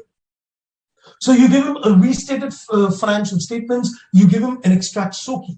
And then you just make a mention whether a third balance sheet is applicable or not. In the examination, you will not be given a data because the question will become too huge in nature. So, but you need to tell him that a third balance sheet is getting triggered or not with the 3 parameters. And then you need to tell him that, yes, there are certain disclosures also which will get triggered. And if it is a case of prospective accounting, then I said you go to the step number 3 and just give him 2 things. Give him the reason of the impracticability. And in the second situation, you need to give him the impact of whatever changes in the balance sheet, whatever changes in the profit and loss. Depreciation changes, tax saving changes, PPE changes, a DTL changes, a revaluation surplus changes. So just give him the impact of these items. Trust me, once you're done with the revision of these 2 questions, you'll definitely feel much, much more confident. Okay, I think Sharnami said, sir, I have 2 questions. In case of a full retrospective accounting is made after applying the necessary changes and getting the outputs, the entire effect of such changes be reflected in the current year financial statements only. If you're doing a full retrospective accounting, you are making a complete new set of previous year financial statements, fam. When you're doing a full retrospective accounting in a practical life, you are going to make a complete restated financial statements for the previous year. And you're also going to give him a complete restatement of the opening balance on 1st April 20 as well. Right? So it's not that it impacts the current year. Current year is which you are yet to make. So current year will be based on the new policy itself, agreed. But you're also going to restate the entire financial statements, the P&L, the balance sheet, absolutely. You can't pick up the previous year financial statements and give it as it is to the shareholder. You need to give him a restated one. So I think that answers one question. And in case there is no change required in the financial statements at the beginning of the previous year, then there is no need for a third balance sheet. Yes. Let's say, for example, if you're looking at error occurred in the previous year itself. If the error occurred in the previous year itself, then it doesn't impact the 1st April balance. So as I said, in a third balance sheet, you need to see that it has got a material impact on the balance sheet information, which of course means that it should impact the figure on 1st April 20. So if there is no impact on the figure on 1st April 20, of course, we'll not consider that. Right? I guess I am pretty clear on that. Namitas, a cumulative effect will be there on the opening date balance sheet of the previous year. Exactly. You are going to consider the cumulative impact of the change on 1st April 20. We will be restating the 1st April. You can say the previous year 1st April balance, and we can make a change, and that's, you can say, the cumulative impact. Yes. Things from, one could go a little more deeper. I wish I had more time to give you things I would have actually taken to the language of the standard and shown you, what kind of permutation, combinations, and trail of paras could become, but that becomes too little complicated from the examination point of view. So, considering the examination point of view, we try to restrict our discussions to a certain level. But of course, there is no dearth in terms of, giving inputs or learning things in Indian accounting standards. But I think we need to, constrain ourselves in terms of the time framework as well. I guess you would appreciate that bit. Okay. Okay, then I think Namrata, you said if a new accounting policy is adopted in previous year then also there is no need in a change. And if it's not a change, the concept of retrospective application doesn't arise. I think you need to figure out those three conditions, which I clearly said: retrospective application. A new policy is not a retrospective application, so therefore the question doesn't arise, right? Okay, I think Shriram, you got a question. Can we take some questions? I think you're looking at some very practical oriented kind of questions. I think let me not get on to that flow, friend. We can maybe take your questions toward the end if you don't mind. Otherwise, I think my syllabus will go a little back. I'm already running short of time in terms of things, right? Okay, so we'll come to your practical entity, looking at ROC and other things and all. That would be, you're looking at things from a practical point of view that will take our discussions to a different front. We could discuss your questions maybe at the end of the class. Okay, so we'll first go ahead now. Now, coming to the other picture, I have explained one aspect, and that is the concept of change in accounting policy. Now, quickly, I am going to give you some inputs on the estimations error. And then we're going to take a break because then we need to start with Ind AS 7 with you. So let me first give you a quick inputs on the other aspect. So now there are two more aspects what we need to discuss in terms of Ind AS 8. One is the concept of change in accounting estimate. Now this is very simple. And there is, I think, hardly been any question in the exam on this area because this is too simple to come in the exam. So there has been no question which is given on the area on the change in estimation. I think one question was perhaps there in the RTP long time back, but otherwise there is nothing like this. So when you say that there is a change in estimation, let me first of all give you examples of common examples when there is a change in estimation. Like for example, if you look at a PPE and you are planning to change the useful life of the asset, for depreciation purposes, that's a change in estimation. Like for example, if you're looking at a change in the residual or the scrap value of the asset, this is again supposed to be a change in estimation. Like for example, if you're looking at, as we said earlier, the method of depreciation, this is again a change in estimation. So remember what you did way back in CA Foundation days? That if you make a change in any of these parameters, you got to change your depreciation prospectively. So what do you do in these cases? You calculate the depreciable amount. You calculate the depreciable amount from the date of change and you divide it by the remaining life. You divide it by the remaining life. So what does this imply? When you make a change in these parameters and you say, let me take the new depreciable amount and divide it by the remaining life, what you are indirectly doing, you are indirectly doing a prospective accounting. You are indirectly applying a prospective accounting. So you're going to make a change. You're going to make a change from that very date. So would it trigger any restatement of the previous year financials? Let me ask you. Would that trigger any kind of a third balance sheet impacts, or just impact will be taken on the current year financials and thereafter? I think it's pretty logical.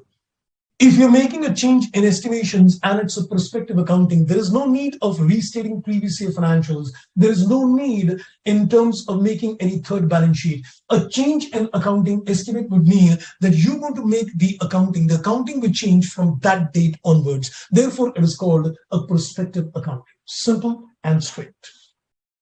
Okay, I guess none of you got a question. What is the difference between estimates and judgment? Well, estimates requires judgment. I'll put it like this, that estimates requires a judgment, right? Okay, then we are looking at the next aspect, and that is correction of errors. Now, let me ask you a simple little question, friends, and if you can answer this, my job is done. Technically speaking, if you ask me in terms of correction of errors, I would say correction of errors. I would say correction of errors has got the same accounting like a change in policy. Trust me. But I'm going to give you two situations. Now, watch this carefully. Let's say the error occurred in the previous year, or let's say it occurred before the previous year. So there is a small little question which is given in the study mat. I think I might come back to it after Ind AS 7 if time permits. Otherwise, the concept is 100% same as a change in policy. But I just want to clarify one thing. Because I said, once you know the accounting for change in policy, correction of errors is absolutely on the same lines. Now, I've got a few set of questions to ask in this particular case. I'm looking at the previous year financial statements. Do you need to restate them or not? And I'm looking at a third balance sheet in this particular case. If you can answer this, then I think your inputs are going perfectly well.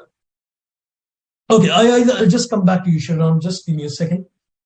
Okay, so I am now looking at if the error occurred in the previous year. If the error occurred in the previous year, are you going to restate the previous year financial statements? Yes. If the error occurred before the previous year, are you going to restate the previous year financial statements? Yes.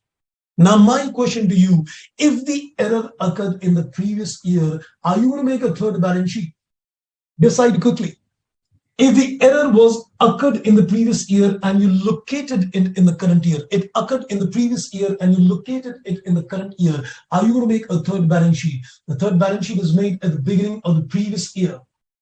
So what do you say? Are you going to make a third balance sheet if the error occurred in the previous year, located in the current year? Wonderful indeed. No.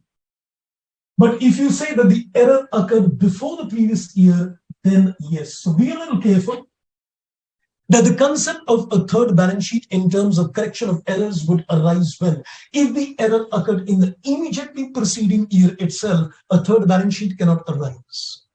But if the error occurred even prior to that, a third balance sheet will trigger, provided, of course, those three conditions are met. That there is RRR, there is a material impact, and it is impacting a balance sheet item. So if that is the three parameters are met, then yes, I will consider that as well. Okay, so I think that takes care of my inputs on this standard video. So we'll do a question if time permits, though I'm a little skeptical about it. But as I said, the entire accounting for the errors is absolutely similar what is given in terms of change in policy. So let's now give you a break, friends. And then I think we just take around 10 minutes or so, 10, 12 minutes at the max. And then I'm going to come to Ind AS 7 with you, and which is a pretty easy standard. If you've got knowledge on accounting standard 3, what you've done in Inter, then this is absolutely a sort of standard. So I just need to sharpen your skills on that. And so we'll start back. And Sharon, you said, sir, if the error occurred even before the year of the third balance sheet, well, when I say before previous year, it means any year. It could be immediately before the previous year or maybe a couple of years earlier. And the same concept applies whether you can retrospectively restate it or not. So this case would cover all the cases. Immediately before the previous year means maybe before that 1 year, 10 years, 15 years, whatever. Right, friends. So I think let's give you now a break. So I'm just going to join you, friends, after break. So 10, 12 minutes, and I join you back.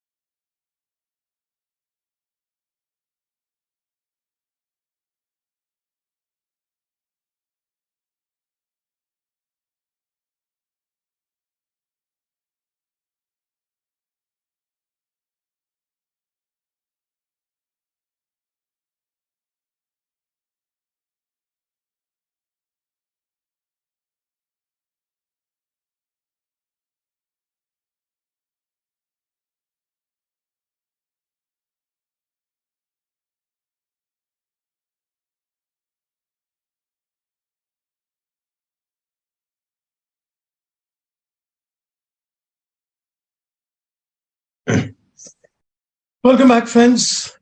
So, I think let's now take the journey forward with you. So, now we're going to discuss the next standard with you, which is Ind AS 7. And as I said, this is a pretty easy standard. I think if you have done accounting standard 3 well at the intermediate level, then I think you can start recalling the concepts with me. So, I think I'm just going to start off the journey in terms of the standard that is Ind AS 7. So, let's start the briefing tape. So first of all, when I am looking at the Ind AS 7, as usual, I'll start first looking at the name of the standard, and the name of the standard is cash flow statement. The name of the standard Ind AS 7 is cash flow statement. So I start looking at the three terms, the word cash, the word flow, and a statement. So I think one thing we can definitely say that it is a statement which will give you information about the cash flow. So the question rises that what is cash? And the question rises, what is a flow?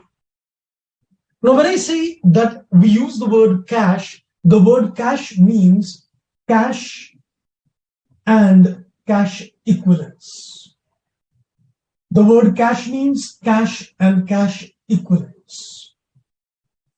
Now, when I say the word cash would mean that I am looking at number one, the cash in hand.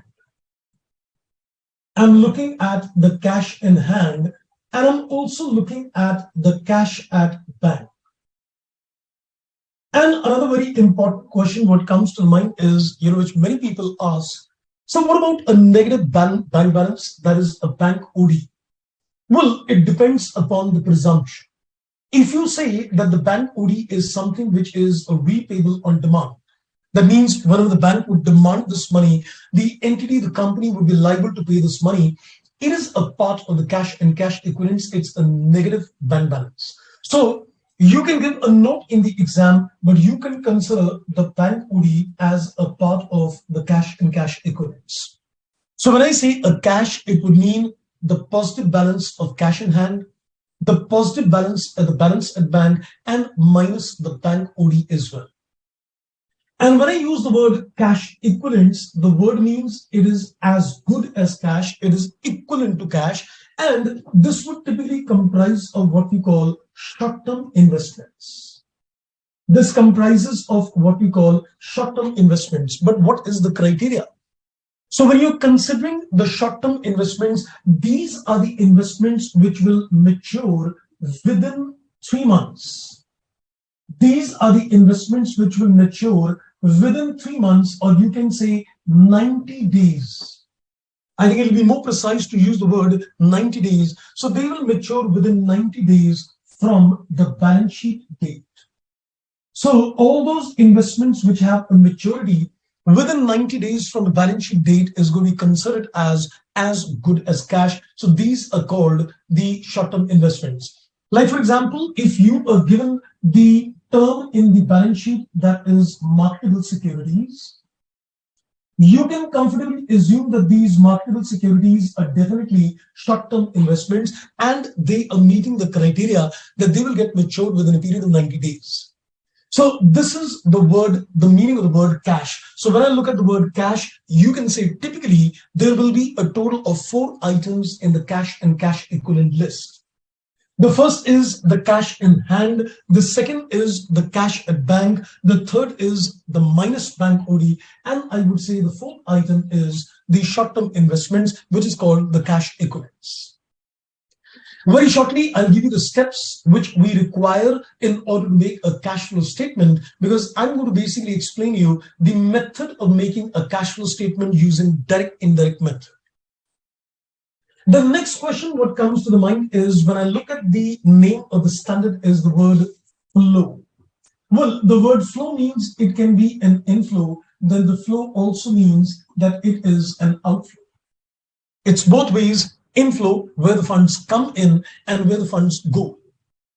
So when I look at the word cash flow statement, it is a statement which is going to give you information about the inflows and outflow of cash and cash equivalents. This is the little concept of the concept cash flow statement. Now, when a company makes a cash flow statement, Ind AS 7 tells us that there are basically two methods with the help of which we prepare a cash flow statement. One is called a direct method and one is called an indirect method.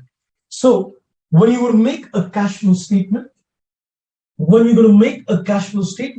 we can say there are basically two methods when you make a cash flow statement.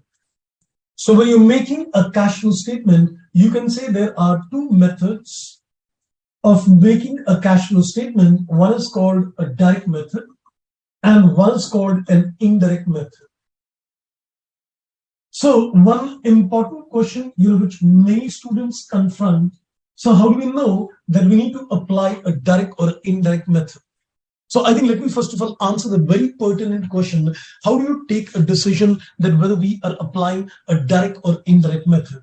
Well, I would say that if in the question, the information of sale and the information of purchase of goods is given in the question, I would be in a position to apply a direct method. Just look at a very simple litmus test in the question. Are you given the information of a sales and purchase in the question? If you are given, let's say, an income statement where the sale and purchase information is given, or maybe it separately gives you a sale and purchase information, only then a direct method can be applied. But if you say that it is not given in the question, I don't have a sale and purchase information, I cannot use a direct method. And the reason is obvious that in terms of a direct method, we need the debtors collection, and for which we need to make a debtors account. And without information on a credit sale, I cannot make a debtors account. In a direct method, I need the payments which is made to the supplier. And for that, I need to make a creditors account. And unless I have information on the purchase, I cannot make a creditors account. So the absence of a sale and purchase information would mean that I cannot make a debtors and a creditors account. I will not be able to get the information which I need for a direct method. So the test is very simple, that you just read the question and see that is the sales and purchase information given direct. And if the sale purchase information is not given, then it is supposed to be indirect method. That is one input. Now, irrespective whether you prepare a cash flow statement using a direct or indirect method, the standard says that when you make a cash flow statement, you need to segregate all the activities of the business into three components. So irrespective whether we're using a direct or indirect method, we can say irrespective of the method applied, the activities of the business is segregated into three main activities. So one is what we call operating activities. The other one is what we call investing activities. And the third one is what we call financing activities. Now, the basic question arises, how would you decide that a given activity is operating or investing or financing in nature? Well, the logic is pretty simple. If you say that it is linked to the operations of the business, if anything is linked to the operations of the business, like for example, if you say anything is linked to operations of the business, there is a collection from a customer, a debtor, there is a payment to a supplier, there is a salary which is paid to the employees. Let's say, for example, you are considering there is a tax which is paid on a business income, mind you. I'm not looking at other kind of taxes. If there is a tax which is paid on a business income, they're all supposed to be operating activity. So anything which is linked in terms of operating the business, the debtors collection, the payment to the suppliers, the payment to the employees, any income taxes paid on a business income, they're all operating in nature. Now, when you say it is investing activity, I would say if it relates to investments, if it relates to number one, investments, and number two, if it relates to, I would say, fixed assets, tangible, intangible, I'm considering both. if there is any purchase or sale of building machinery, if there is any purchase or sale of any intangible assets, if there is a purchase or sale of investments, so anything which is related to investments and the fixed assets, tangible, intangible, is investing activity in nature. And when I say financing, I would say it relates to the capital structure of the company. I would say it relates to the capital structure of the company. When I say the capital structure, I mean the debt equity. If there is anything which is linked to the capital structure of the company, that is a debt equity, it is supposed to be financing. Your equity shares have been issued. You've raised a long-term loan. You've repaid the debentures. So anything which is linked to the debt equity capital structure of the company is supposed to be financing activity. Now, there are a couple of illustrations which are given at the start of the study material. So one illustration is devoted to identify are these cash and cash equivalents or not. Then there are three more illustrations. Each one of them is devoted to, is this an operating activity? Is this an investing activity, or is this a financing activity? I'm giving you a basic litmus test with the help of which you can take a call and decide that is it operating, is it investing, or is it financing in nature. So I've given you that if anything is linked to the capital structure of the company, debt equity financing, it is financing. If anything is related to fixed assets and investments, it is investing. And anything linked to the operations, then it is operating. Caution. When it comes to making a cash flow statement, as the word cash is used, if there are any non-cash items, they are not reflected in the cash flow statement. Pretty logical. If you're making a cash flow statement, then any kind of movements with the cash is not involved. Like, for example, if there's a bonus issue, like, for example, if there's a purchase of an asset by issue of shares, there is no movement of cash. It's a non-cash item. They do not get reflected in the cash flow statement. So if you consider non-cash items, for example, there is a bonus issue that does not result in a movement in cash. For example, if there is a purchase, let's say there is a purchase of PPE by issue of shares, in this particular case also, there is no movement in terms of cash. So these are items which will not be reflected as a part of the cash flow statement.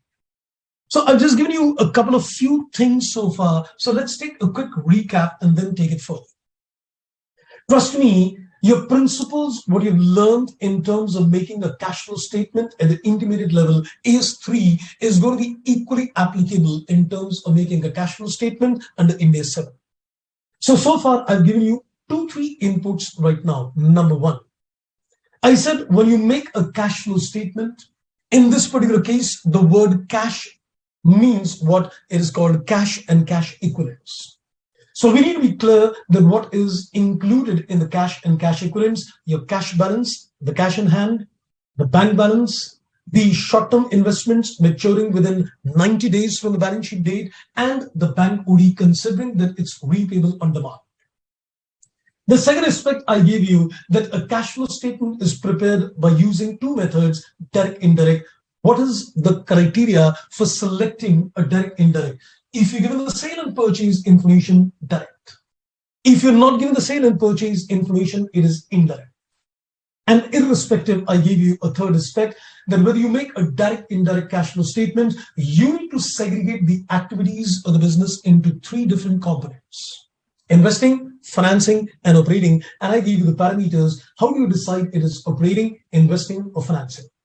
And at the same time, a caution that if there are any transactions, any kind of activities where there's no movement in terms of cash, it does not become a part of the cash flow statement.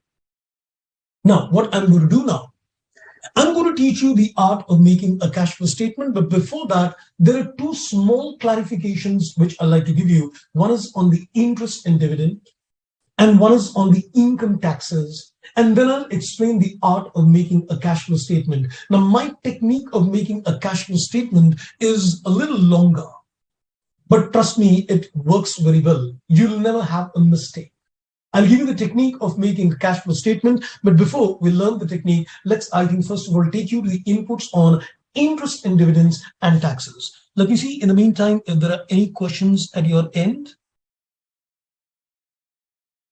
Okay, yes, the notes will be uploaded. I've uploaded the notes yesterday as well on the portal. So you'll definitely see those notes. You'll see these notes as well. Okay, let me now just make a little quick clarification chart on the two concepts, that is on the interest and dividend. So let me first of all give you a clarification chart with reference to interest and dividend. Then what kind of activities are interest and dividend?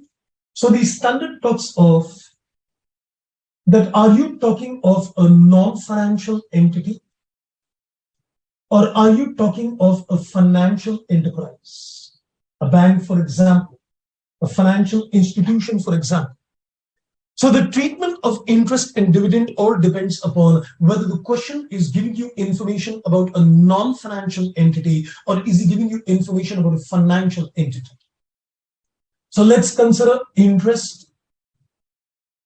And in terms of interest, let's consider the interest paid and let's consider the interest received.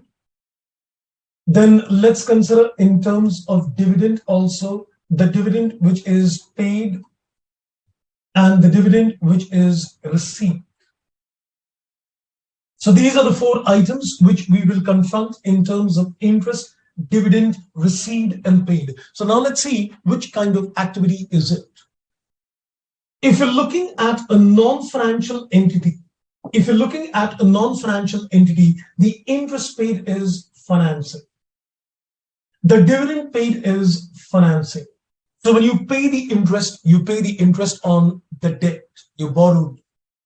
When you pay the dividends, you pay the dividend on the equity funds you've raised. So raising of funds is financing. Payment of interest and dividends on those funds logically is financing. So if there is any interest paid, if there is any dividends paid for a non-financial entity, it is financing activity in nature. If you receive any interest, it is investing. If you receive any dividends, it is investing. And that's pretty logical. You made an investment and you get a return on those investments. So when you made an investment, it was investing activity. When you get a return on those investments, it's again an investing activity. So the complete picture is very clear. If there is payment of interest and dividend, financing.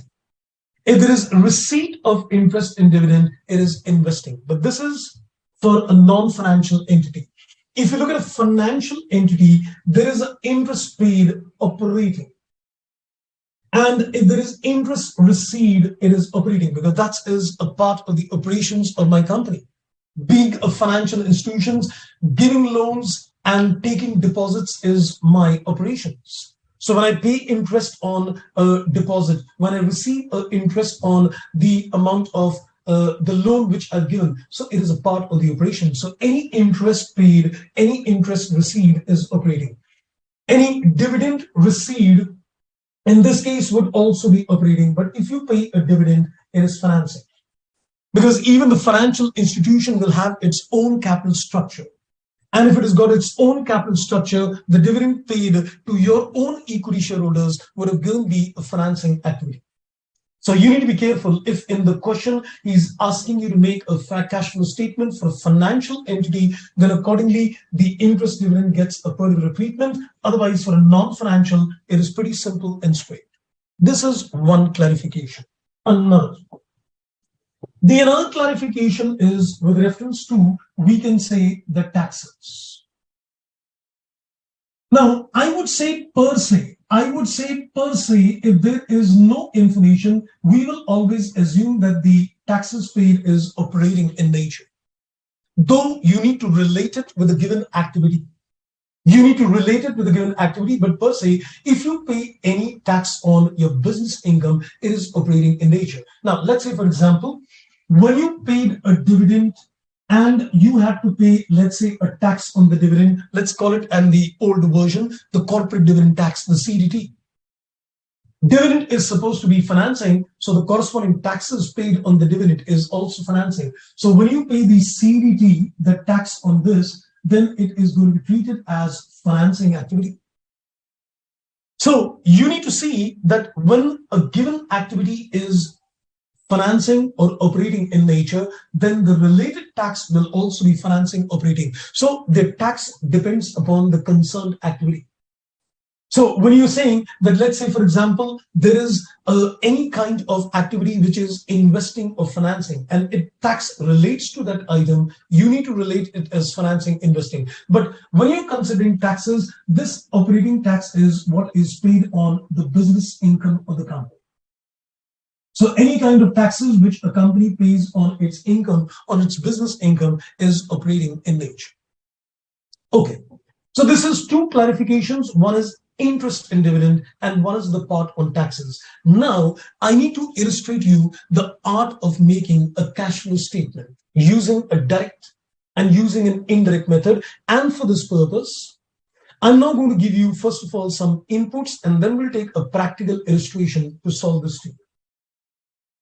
So let us now work upon the concept of a cash flow statement. So when we're looking at a cash flow statement, as I said, we've got a direct method and we've got an indirect method.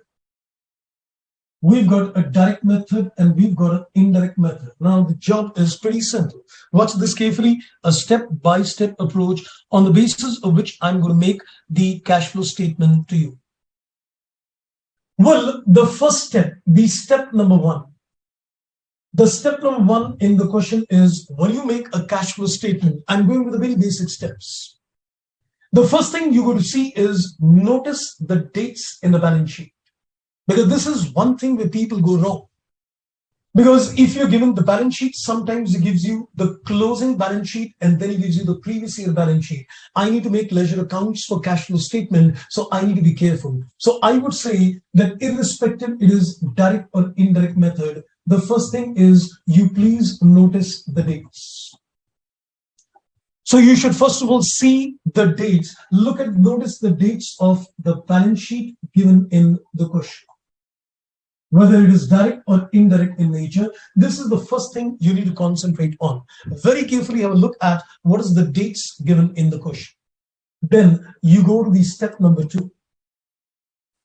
In step number two, what I'm going to do, I'm going to make a statement of cash and cash equivalents. I'll look at the balance sheet of the company and I'm going to make a cash and cash equivalents depicting the balance at the beginning of the year and depicting the balance at the end of the year.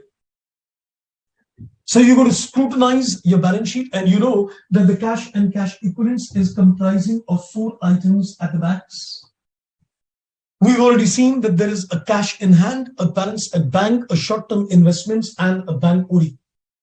So look at carefully the balance sheet in the question and just identify the balances at the beginning and end. Just make a statement of cash equivalents at the beginning and end. Direct, indirect method, both. Then we go to the step number 3. Now you're going to find the step number 3 very hard, but trust me, it works. It works very well. Now, you know what I'm going to do in terms of step number 3? I am going to make ledger accounts. In step number 3, I am going to make ledger accounts in step number 3. So in step number 3, I'm going to make ledger accounts. Now, there is a slight little difference in the direct and indirect method at this stage. When you're going to make ledger accounts, see, I'm now giving you a list of what you need not make. So I'm giving you that you look at the balance sheet and certain ledgers which you need not make. If you're following an indirect method, you are not required to make. You're not required to make a ledger accounts for any cash and cash equivalents in the balance sheet. So whatever you are given, don't make any ledger accounts for cash and cash equivalents. Number 2, there is no need in terms of making any ledger account. I would say, let's not put it inventory. Let's put it as current assets and current liability. I'm not going to make any ledger accounts for any current assets and current liability. If you follow indirect method, there is no need to make any ledger accounts for current assets and current liability. But when I say current assets and current liability, I'm not considering income tax. I'm not considering income tax to be a current liability. I'm going to make a ledger account for income tax. So when I say that current assets, current liability, you are going to consider that income tax is not a current liability for this standard. Make a ledger account for income tax. You don't need to make a ledger account for the other current assets and current liability, your debtors, your creditors, etc. But if there is any income tax, so let me put it like this. So there are certain ledgers which you need to make. So what are the ledgers you need to make? If there is an income tax, please make it. If there is any interest receivable payable account, please make it. If there is any dividend receivable payable, please make it. So you don't need to make any current assets, current liability, but this is an exception. You need to make these ledgers. You need to make a ledger for the income tax, for the interest or the dividend receivable payable, etc. So these ledgers are to be made. So these ledgers are to be made. So I'm putting it very clear. You need to make these ledger accounts. We're going to make these ledger. But other than these three, any current assets, current liability, there's no need to make any ledger accounts in this case. Done. Apart from these ledgers, open up everything what you see in the balance sheet. Open up everything you see in the balance sheet, trust me. That's the easier way. Now, coming to the direct method, in case of direct method, I'm again giving you a list of the ledger accounts you're not required to make. I'm giving you the list of the ledger accounts you're not required to make. So you need not make a cash and cash equivalents, and you need not make an inventory ledger. But I am going to make all the current assets and current liabilities account. I am going to make all the current assets and current liability accounts in a direct method. I know my technique is sounding a bit longer, that making so many ledger accounts can be a cumbersome process, but trust me, you'll never ever go wrong if you comfortably make the ledgers. So leaving these two accounts, so current assets and current liabilities are to be made. So these ledger accounts are to be made. You could open a debtor, creditor, everything. So in an indirect method, you don't open the current assets, current liability, but in a direct method, I'm going to open up all the current assets, current liability. Only inventory account is not required. Rest open everything. So the step number 3 is going to be cumbersome because you are going to make ledger accounts in this particular case, and then finally, after the ledger accounts, I will be in a comfortable position to prepare my cash flow statement with the help of step number 2 and 3. Your ledger accounts and your statement of cash and cash equivalents with the help of step 2 and 3, what you have organized, you will be in a comfortable position to make a cash flow statement using direct indirect method. So I've got a simple 4-step model in terms of making a cash flow statement. You got to, first of all, notice the dates in the balance sheet. Then you need to make a statement of cash and cash equivalents at the beginning and end. Then make ledger accounts according to the list I've given you. And then thereafter, you can comfortably make your cash flow statement. So just remember that in case of a direct method, there is only 2 exceptions where ledger accounts are not required. Your cash equivalents, inventory, rest open all. Indirect method, you don't need to make a cash equivalents and current assets, current liability. But if there is any income tax, interest, dividend, receivable, payable, open them. Except these 2, open everything all. And then how do we make a cash flow statement? That I'll explain with a practical illustration. I hope you got the inputs. Let me see if there is any questions coming so far at this stage. Okay, and I think Namrata said, so what is the logic of not making an inventory account? Great. There will be no cash movement in the inventory account. Because if you look at an inventory ledger, there will be opening inventory, there will be closing inventory, and there will be a purchase.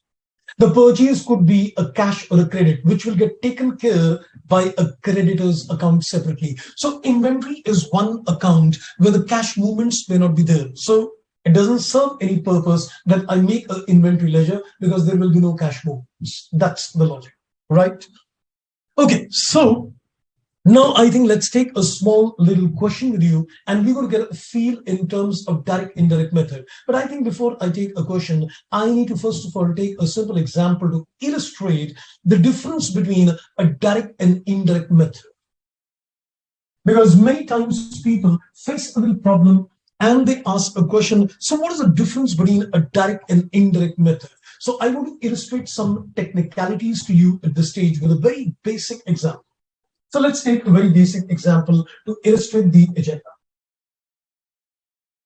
So let me take an example to illustrate the concept of a direct indirect method. First of all, so let's consider that this is the income statement. You've got a sale and you've got a purchase.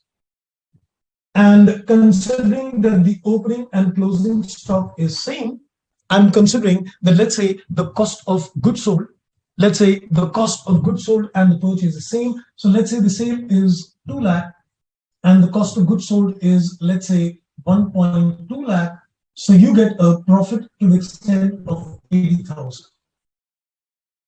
So taking a very simple example, you've got sales and you've got a cost of goods sold, which is as good as a purchase. Considering opening closing stock is same, you get a profit. Now let's see the direct indirect method. More data. So let's say this is the status at the beginning of the year and this is the status at the end of the year. Let's say I've got trade receivables and let's say I've got trade payments. Let's say my opening debtors is to the extent of 50,000 and the closing debtors is, let's say, 7. Let's say my opening trades payable is 30 and the closing trades payable is, let's say, 45. So I've given you the status of the income statement. And I've given you the opening closing balances of debtors and creditors. Now, let's have a look at the direct and indirect method. So let's do one thing. Let's first of all apply the direct method, and then we'll see what is the indirect method. So let us conceptually understand that what is a direct and what is an indirect method. Now, first of all, if I am looking at a direct method, in this case, I want what is the collection.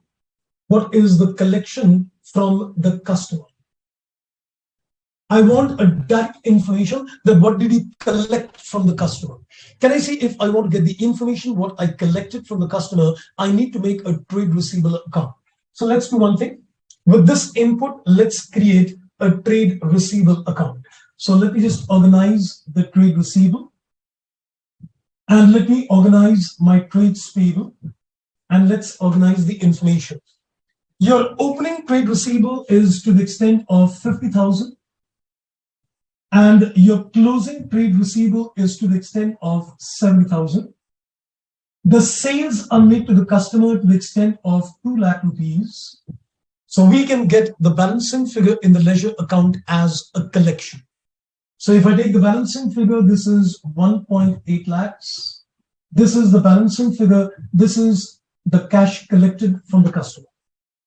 So I made a debtors account and I get the information which is called the debtors collection. So what is the collection from the customer? We can say it is 1.8 lakh. That is the debtors collection. Similarly, for a direct method, what I need the payment which is made to the supplier. I need a direct information regarding the payments which is made to the supplier. So for this purpose, I need to consider a trades payable and let's see what is the payment made to the supplier.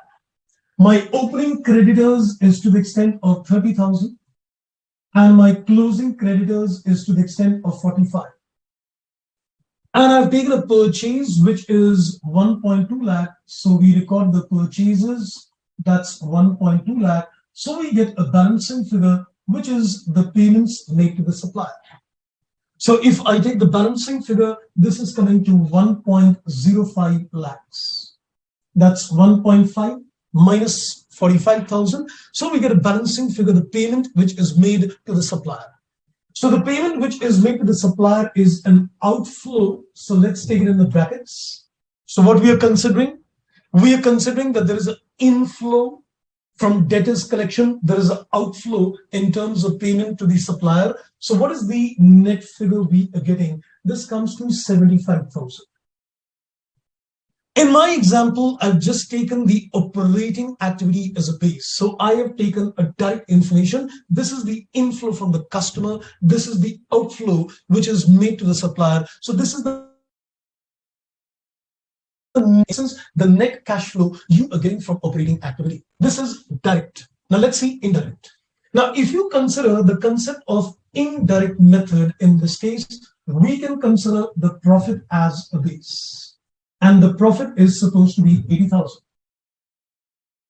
Now, I need to put across a question to myself that is this profit? I need to put across a question to myself that is this profit something which is a cash profit? No, it's not. Is this a profit which is supposed to be an operating profit? In this case, yes, but otherwise the profits of the company is not an operating profit. It's a net profit. So when you consider the profit, you can say this is the net profit of the company, which is after considering operating and non-operating items both. And this is not a cash profit because this is also after considering certain non-cash items, for example, depreciation. So there are two stages of converting this profit into a cash profit, into a cash operating profit. Mind the words carefully now, because something technical I'm going to illustrate at this stage. So we can say that when you're looking at the indirect method, you take the profit as a base, which is a net profit. And this net profit has to be translated. This net profit has to be translated in terms of cash profit at two stages. You need to first of all take care of non-operating and non-cash items. So what I'm going to do, we will first make adjustments to this profit. We will first make adjustments to this profit, and the adjustments will be on account of any non-cash items and any non-operating items. So the first stage is that you need to take care that this profit is after considering depreciation, for example. So if you got, let's say, a non-cash income, you need to reduce it. If you got, let's say, a non-cash expense, you got to add it. Now you would say, sir, can you give me an example of a non-cash income? We understand a non-cash expenditure is like depreciation. Could you give us an example of a non-cash income? For example, you receive a government grant. Now, when you receive a government grant, can I say this government grant was initially taken to deferred income? When you receive a government grant, it is credited in a deferred income account. But what do? You amortize that deferred income and you keep crediting the profit and loss over a period of time. So what do? When you credit that government grant to the income statement of the subsequent years, it's not a cash inflow, it's a non-cash item because it is an amortization of the deferred income received a couple of years back. So this profit is including that non-cash income, you reduce it. And then you've got a non-cash expenditure like depreciation, you add it. So your focus needs to be clear that this profit is after taking impact of non-cash items, income and expense. If it is income, minus. If it is an expense, plus. Similarly, there could be non-operating items as well. So when you say non-operating items, let's say if there is a non-operating income, you need to reduce. If there is a non-operating expense, then you need to add back. So what would be an example of a non-operating income? For example, a profit on the sale of a land. So this is a net profit, which is including the profit on sale of a land, which is non-operating in nature. You need to eliminate that because the profit on sale is not operating income. An example of a non-operating expense could be the interest charge in the income statement. It's a financing activity. And another important thing which you need to take caution is that the incomes and expenses which you are adjusting is not what you paid or what you received. They are items which are credited or debited to P&L on accrual basis. So these figures which you're going to make adjustments is based on what was charged to the income statement, what was credited to the income statement, not on the basis of what is received or what is paid. So this is one focus, that you make these adjustments. Once you make these adjustments, which is non-operating and non-cash, it does not mean that this is a cash profit. No. At the first stage, when you're making these adjustments, it doesn't mean that you've converted this into a cash operating profit. You have just converted this into an operating profit. It's not converted into a cash profit so far. It's just got converted into an operating profit. So this is like the net profit. This is like the net profit. So one stage is that you need to translate the net profit into an operating profit. Yes, you've partially taken care of the non-cash items as well, but not completely. You can say that you've eliminated the non-operating items, agreed. So it's a conversion of a net profit into operating profit completely, but not translating the book profits into a cash profits. Because when you take the net profit, it is sales, cash and credit both, minus the purchase, cash and credit both. So you've not taken care of the adjustments that there was a credit sale or a credit purchase. So you need to pick up the movements now on the current assets and current liability. So the stage number 2 comes. Let me just take it further. So when you consider this operating profit, so in the same example, if I come back to the same example, in my example, I've got no non-cash items, I've got no non-operating items. So we can say that the profit in this case, the operating profit in this case is 80 itself. Because I've taken a very safe example where there is no non-operating items at all. Then the second stage is you need to consider the impact of working capital changes. You need to consider the impact of working capital changes. That is the next phase. So when you take the net profit as a base, the first set of adjustments is non-operating, non-cash, which converts the net profit into operating profit. Then the next stage is you need to take care of the working capital changes impact. You need to consider the impact of increase in the current assets or decrease in the current assets, increase in the current liabilities, and decrease in the current liabilities. Caution. When you consider the changes in the working capital in terms of the current assets and current liability, people generally tend to get confused. What is the item which is not to be taken as current liability, current asset for this standard? So if you are given any income tax, don't take it as a part of this list. If you're given any interest receivable payable, don't take it as a part of this list. If you're given any dividend receivable payable, don't take it as a part of this list. So when you will pick up the changes in the working capital, when you go to pick up the changes in the working capital, you need to consider the working capital changes other than tax, interest, and dividends. So get the changes. What do you do with the changes? Now, let's see the logic. If your current assets increases, what is happening? The funds are getting blocked. If the inventory is increasing, your funds is getting blocked. If your funds is getting blocked, so what do? Increase in the current assets minus. And if it is a decrease, then reverse, it is plus. Liabilities is again the reverse logic. So increase would be plus. If you're delaying the payments of others, your liquidity is increasing. I delay the payment of the creditors, I increase my liquidity, so plus. And decrease means you're making a payment, your liquidity is going down because I need to convert the operating profit into a cash profit. So at the second stage, when you consider the impact of changes in the working capital, you would have translated this operating profit, you can say, into a cash profit, and we technically call this as a CGO. You can call it as a cash profit, but we technically call this as a CGO, that is a cash generated from operations. It is a cash generated from operations. So what is the cash which is generated from operation? Because we had a figure of a net profit comprising of operating, non-operating.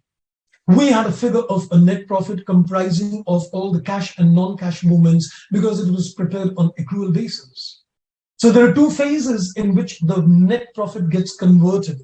The net profit gets converted into a cash profit. You take care of the non-operating and non-cash items. Then you take care of the working capital changes and it gets translated into the cash profit.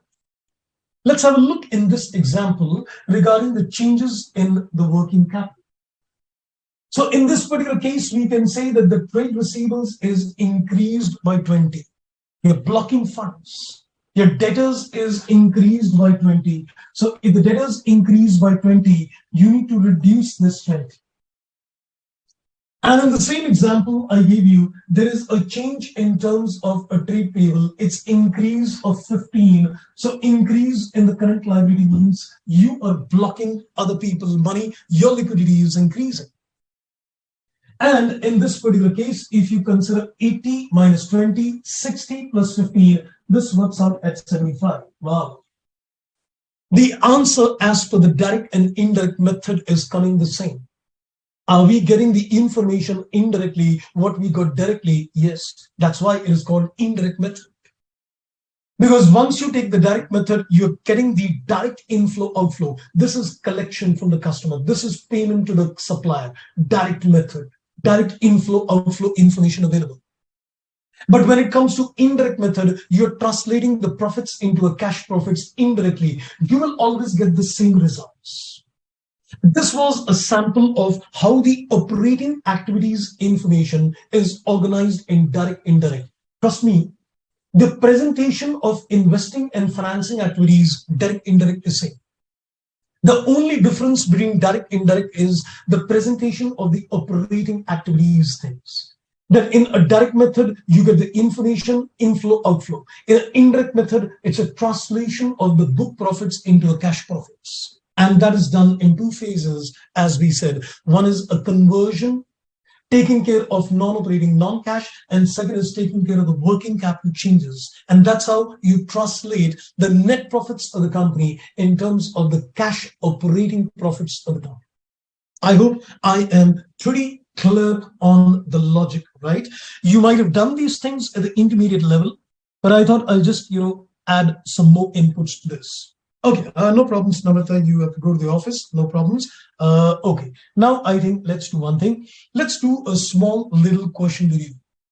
I'm going to pick up a question with you from the study material.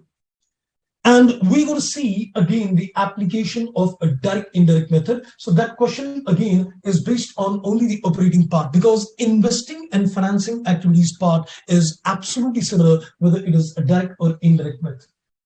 So I've just added a question from the study material. So I'm just going to take you to one of the questions in the study material out here. And let's have a look at this. So there are a few questions. Maybe if you get time, we'll come to those illustrations where we are making a selection in terms of things. Yes, this is the question. This is illustration number 6 of the study material, where we're going to see the application of how the direct method and indirect method is applied only for the operating activities, because the rest all is similar. So let's, I think, have a look at this. So let me just organize the data. So let's have a look at the illustration number 6 with you. I guess maybe we can just enlarge it further. Okay, so let's have a look at the illustration number 6. I'll read the facts to you, then we solve this question. So we are given in this particular question, illustration 6 of the study material. It says find out the cash from operations by a direct method and indirect method from the following information. So we are given the income statement, I'm given the sales, I'm given the cost of goods sold, admin, depreciation, interest, etc. But at this stage, I'd like to pinpoint something. Can I say as far as depreciation is concerned, it is non-cash? Can I say as far as the interest paid is concerned, it's non-operating? And can I say as far as the loss on sale of asset is concerned, it's again non-operating? So depreciation is non-cash, interest is non-operating, loss on sale of the asset is non-operating. So this is the profit before tax, and then we given the tax, and then there is a profit after tax. So this is the income statement for the company given in the question. Okay, then we are given further information. Then I am given further information. So let's have a look at the further information. We are given the balance sheet, and we are given the balance sheet on X2 as well as X1. So you are given the current year balance sheet and then the previous year balance sheet. So when you're going to make a ledger account, step number one, notice the dates. So in this particular case, this is the closing balance and this is the opening balance. So when you're going to make your ledger accounts, be careful with the dates. That's step one. So in the balance sheet, we are given the usual information and that's it. No adjustments, nothing is given. So we give it a balance sheet and we give it an income statement, and we are required in this case only to work out the operating activities in this case. Now, let's, I think, begin the journey. In this particular case, I'm going to make a run through with you for the ledger account. So I'm going to solve this question according to the method I've given you. So in this particular case, since we are considering only operating activities, I'm going to concentrate on only certain selected ledgers. But let me pinpoint which ledgers I'm going to make otherwise. Let's say if I am using a direct method, and let's say if I'm using an indirect method, let me clearly pinpoint which ledger accounts you are required to make. Let's begin with direct method. So I gave you very clear that if you're considering a direct method, you don't need to make a cash and cash equivalents and inventory. Apart from that, everything else. Let's begin. Are you going to make a PPE account? Yes. Are you going to make an investment account? Yes. Are you going to make an inventory account? No. Are you going to make a trade receivable? Yes. Are you going to make a cash and cash equivalents? No. In the shareholders fund, we are given the equity. So are you going to make a shareholders fund? Yes. Are you going to make a non-current liabilities? Yes. Are you going to make a trades payable? Yes. And expense payable? Yes. So you can very clearly see that the only ledgers which I am not preparing in a direct method is the inventory and the cash equivalents. I'll open up all the ledgers. Now, since in this question, my focus is only on the operating activities, I will only choose the ledgers which are operating. Plant and equipment is investing, so I think I'm not going to make a ledger. Investment is again investing activity. Then trade receivables, yes, is operating. I'll make a ledger for that. Then shareholders fund is financing, and non-current liabilities, I guess, would again be financing. Then trades payable is operating and expense payable is operating. So I think I'm going to select only 3 ledger accounts. We're going to basically make 3 ledger accounts for operating activity. One is a trade receivable, one is a trades payable, and one is a expenses outstanding account. Now let's have a look at the indirect method. Now, as far as the indirect method is concerned, I said you got to make all the ledger accounts. You don't need to make a cash equivalence. You don't need to make a current assets and current liability, except if there is income tax, interest, and dividends. So in the indirect method, PPE, yes. Investments, yes. Inventory, no. Then cash and cash equivalents, no. And then it is, sorry, I took the inventory, no.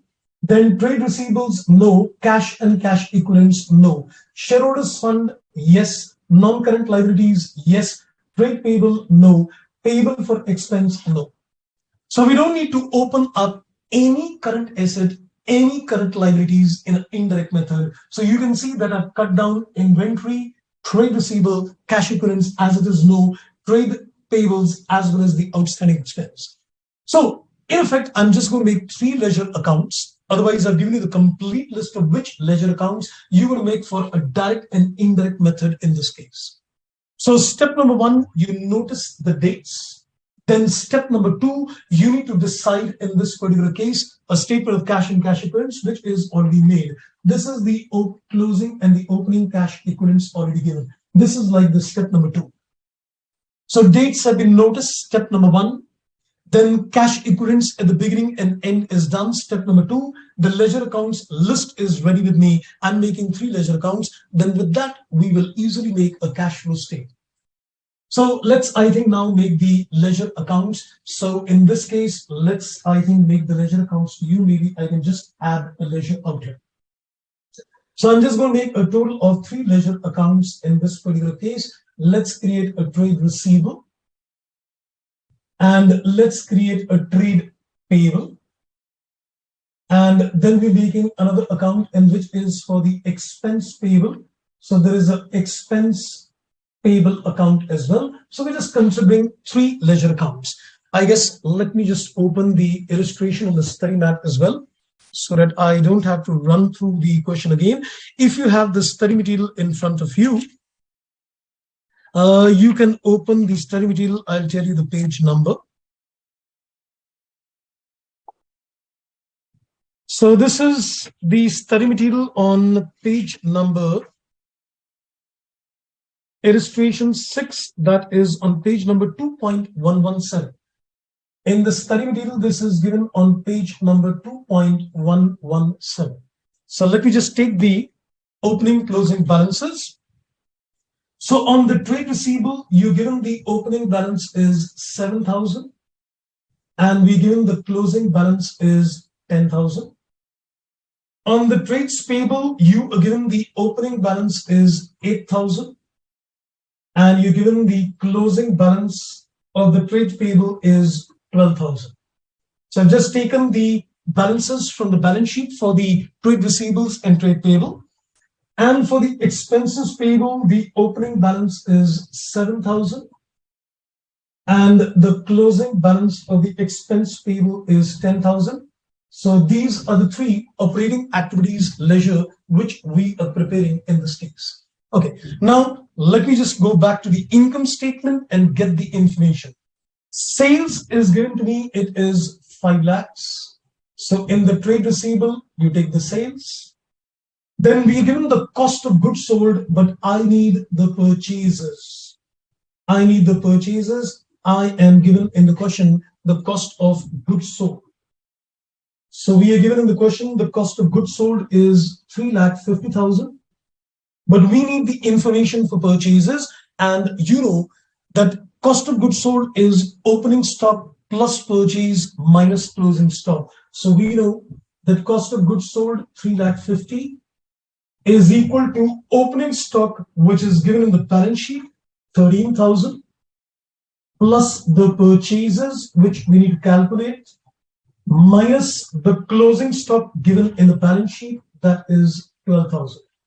So we can solve this equation and we get the amount of purchases. So 3,50,000 minus 13 and plus 12, that works out at 349. So we have converted the cost of goods sold given in the income statement in terms of the purchases and put this in the trades payable account. Now I think we can comfortably close the ledger. Okay, before that, we're also given the income statement. There is an expense. So we are given the administrative expense and selling and overheads 55,000. So in the profit and loss, the administration and selling overheads is already given. That is 55,000. Now we just need to close the ledger accounts and get the movements of the inflows and the outflows in this case. So let's consider the movements. So trade receivable, we get a balancing figure. This is the cash collections. And trade payables, we get a balancing figure. This is the cash payments.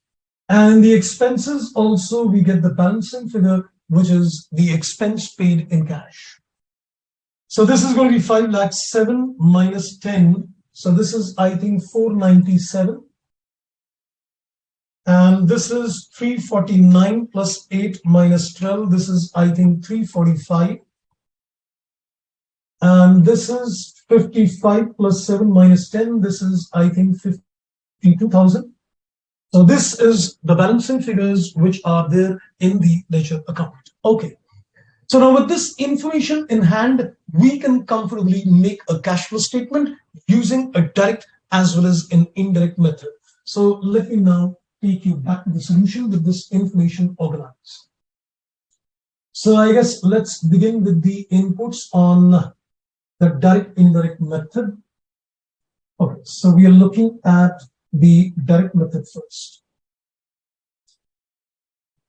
Okay, so I think let's begin first of all with the concept of a direct method. So let me just run it through. So we have organized the ledger account. So I'm just going to quickly make a run through with the direct method. So in the direct method now, we are given, first of all, what is the debtors collection? Can I say this is the figure which we've got from the trade receivable? This is the cash inflow, debtors collection. Then we got the figure which is the payment to the creditors. We got it from the trades payable account. And there was an expense of 52 as well. So basically we can say 497 is the cash inflow, debtors collection. 345 as well as 52 is the cash payment, which is outflow. So if you take the net figure, that is inflow is 497 minus 345 and minus 52, you get a figure which is to the extent of 1 lakh. This is the figure. So what is this figure? This is supposed to be CGO, the cash generated from operation. So you call it as a cash profit, or you could call it as a CGO. So we get a cash generated from operation, and then you paid taxes to the government. So the taxes paid on the business income is operating item, which is outflow. So the tax paid is given in the income statement 30. I believe what is charged in the income statement is what is paid, because in the balance sheet we are not given any information on any kind of taxes which are yet payable. So the tax in the income statement is considered to be paid as well. So this 70 becomes the net inflow which arises from, you can say, operating activities. So this is a direct method indicating the inflows and the outflows, getting the CGO minus the tax, and that is the net inflow. This is direct. Now let's have a look at the indirect method as well. So in terms of the indirect method, we will consider the profit as a base. So on the indirect method, now let's have a look on the indirect method in this case. Now, as far as the indirect method is concerned, we said that there are two phases for adjustments. One is you need to make adjustments of non-operating and non-cash. And the second is you need to consider the impact of the working capital changes. So we go in two phases. So we consider the profits given in the question as a base. So this 53 is taken as a base, which is supposed to be, you can say, the net profit is taken as a base. Now, when I was reading the question, I clearly pinpointed the three items which were non-operating and non-cash in nature: depreciation, the interest, and the loss on sale of assets. So these are a part of the non-operating and non-cash items. So we will adjust them. So depreciation is added back, it's non-cash in nature. Then the loss on sale is non-operating in nature. And the interest paid is also non-operating. In fact, if you get the adjustments only to the stage, you make the adjustments for non-cash and non-operating. Now, the figure which you're going to get is technically what you get the operating profit. This is what we're going to technically get is the operating profit. And then you need to consider the changes in the working capital, the changes in the current assets and the current liability. And in the balance sheet, you're given the change in inventory, the trade receivable, the trades payable, and the expenses. So 4 items of current assets, current liability. There is a decrease in the inventory. So this will be a plus. There is increase in the trade receivable. So this will be a minus. And then there is increase in the trades payable. That is also going to be a plus.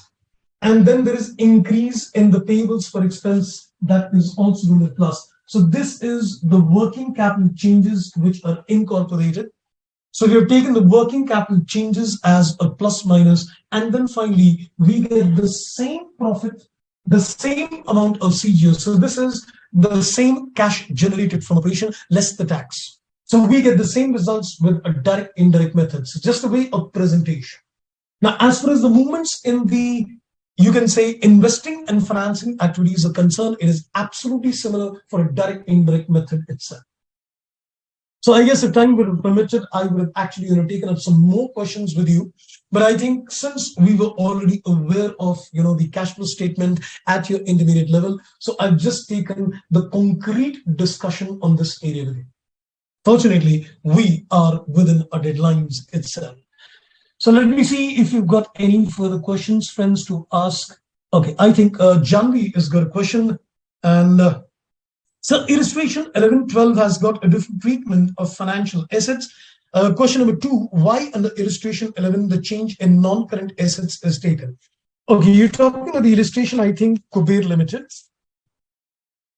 In the illustration number 11, okay, now if you see why there is a different treatment, look at the point number 6, which is given in illustration number 11.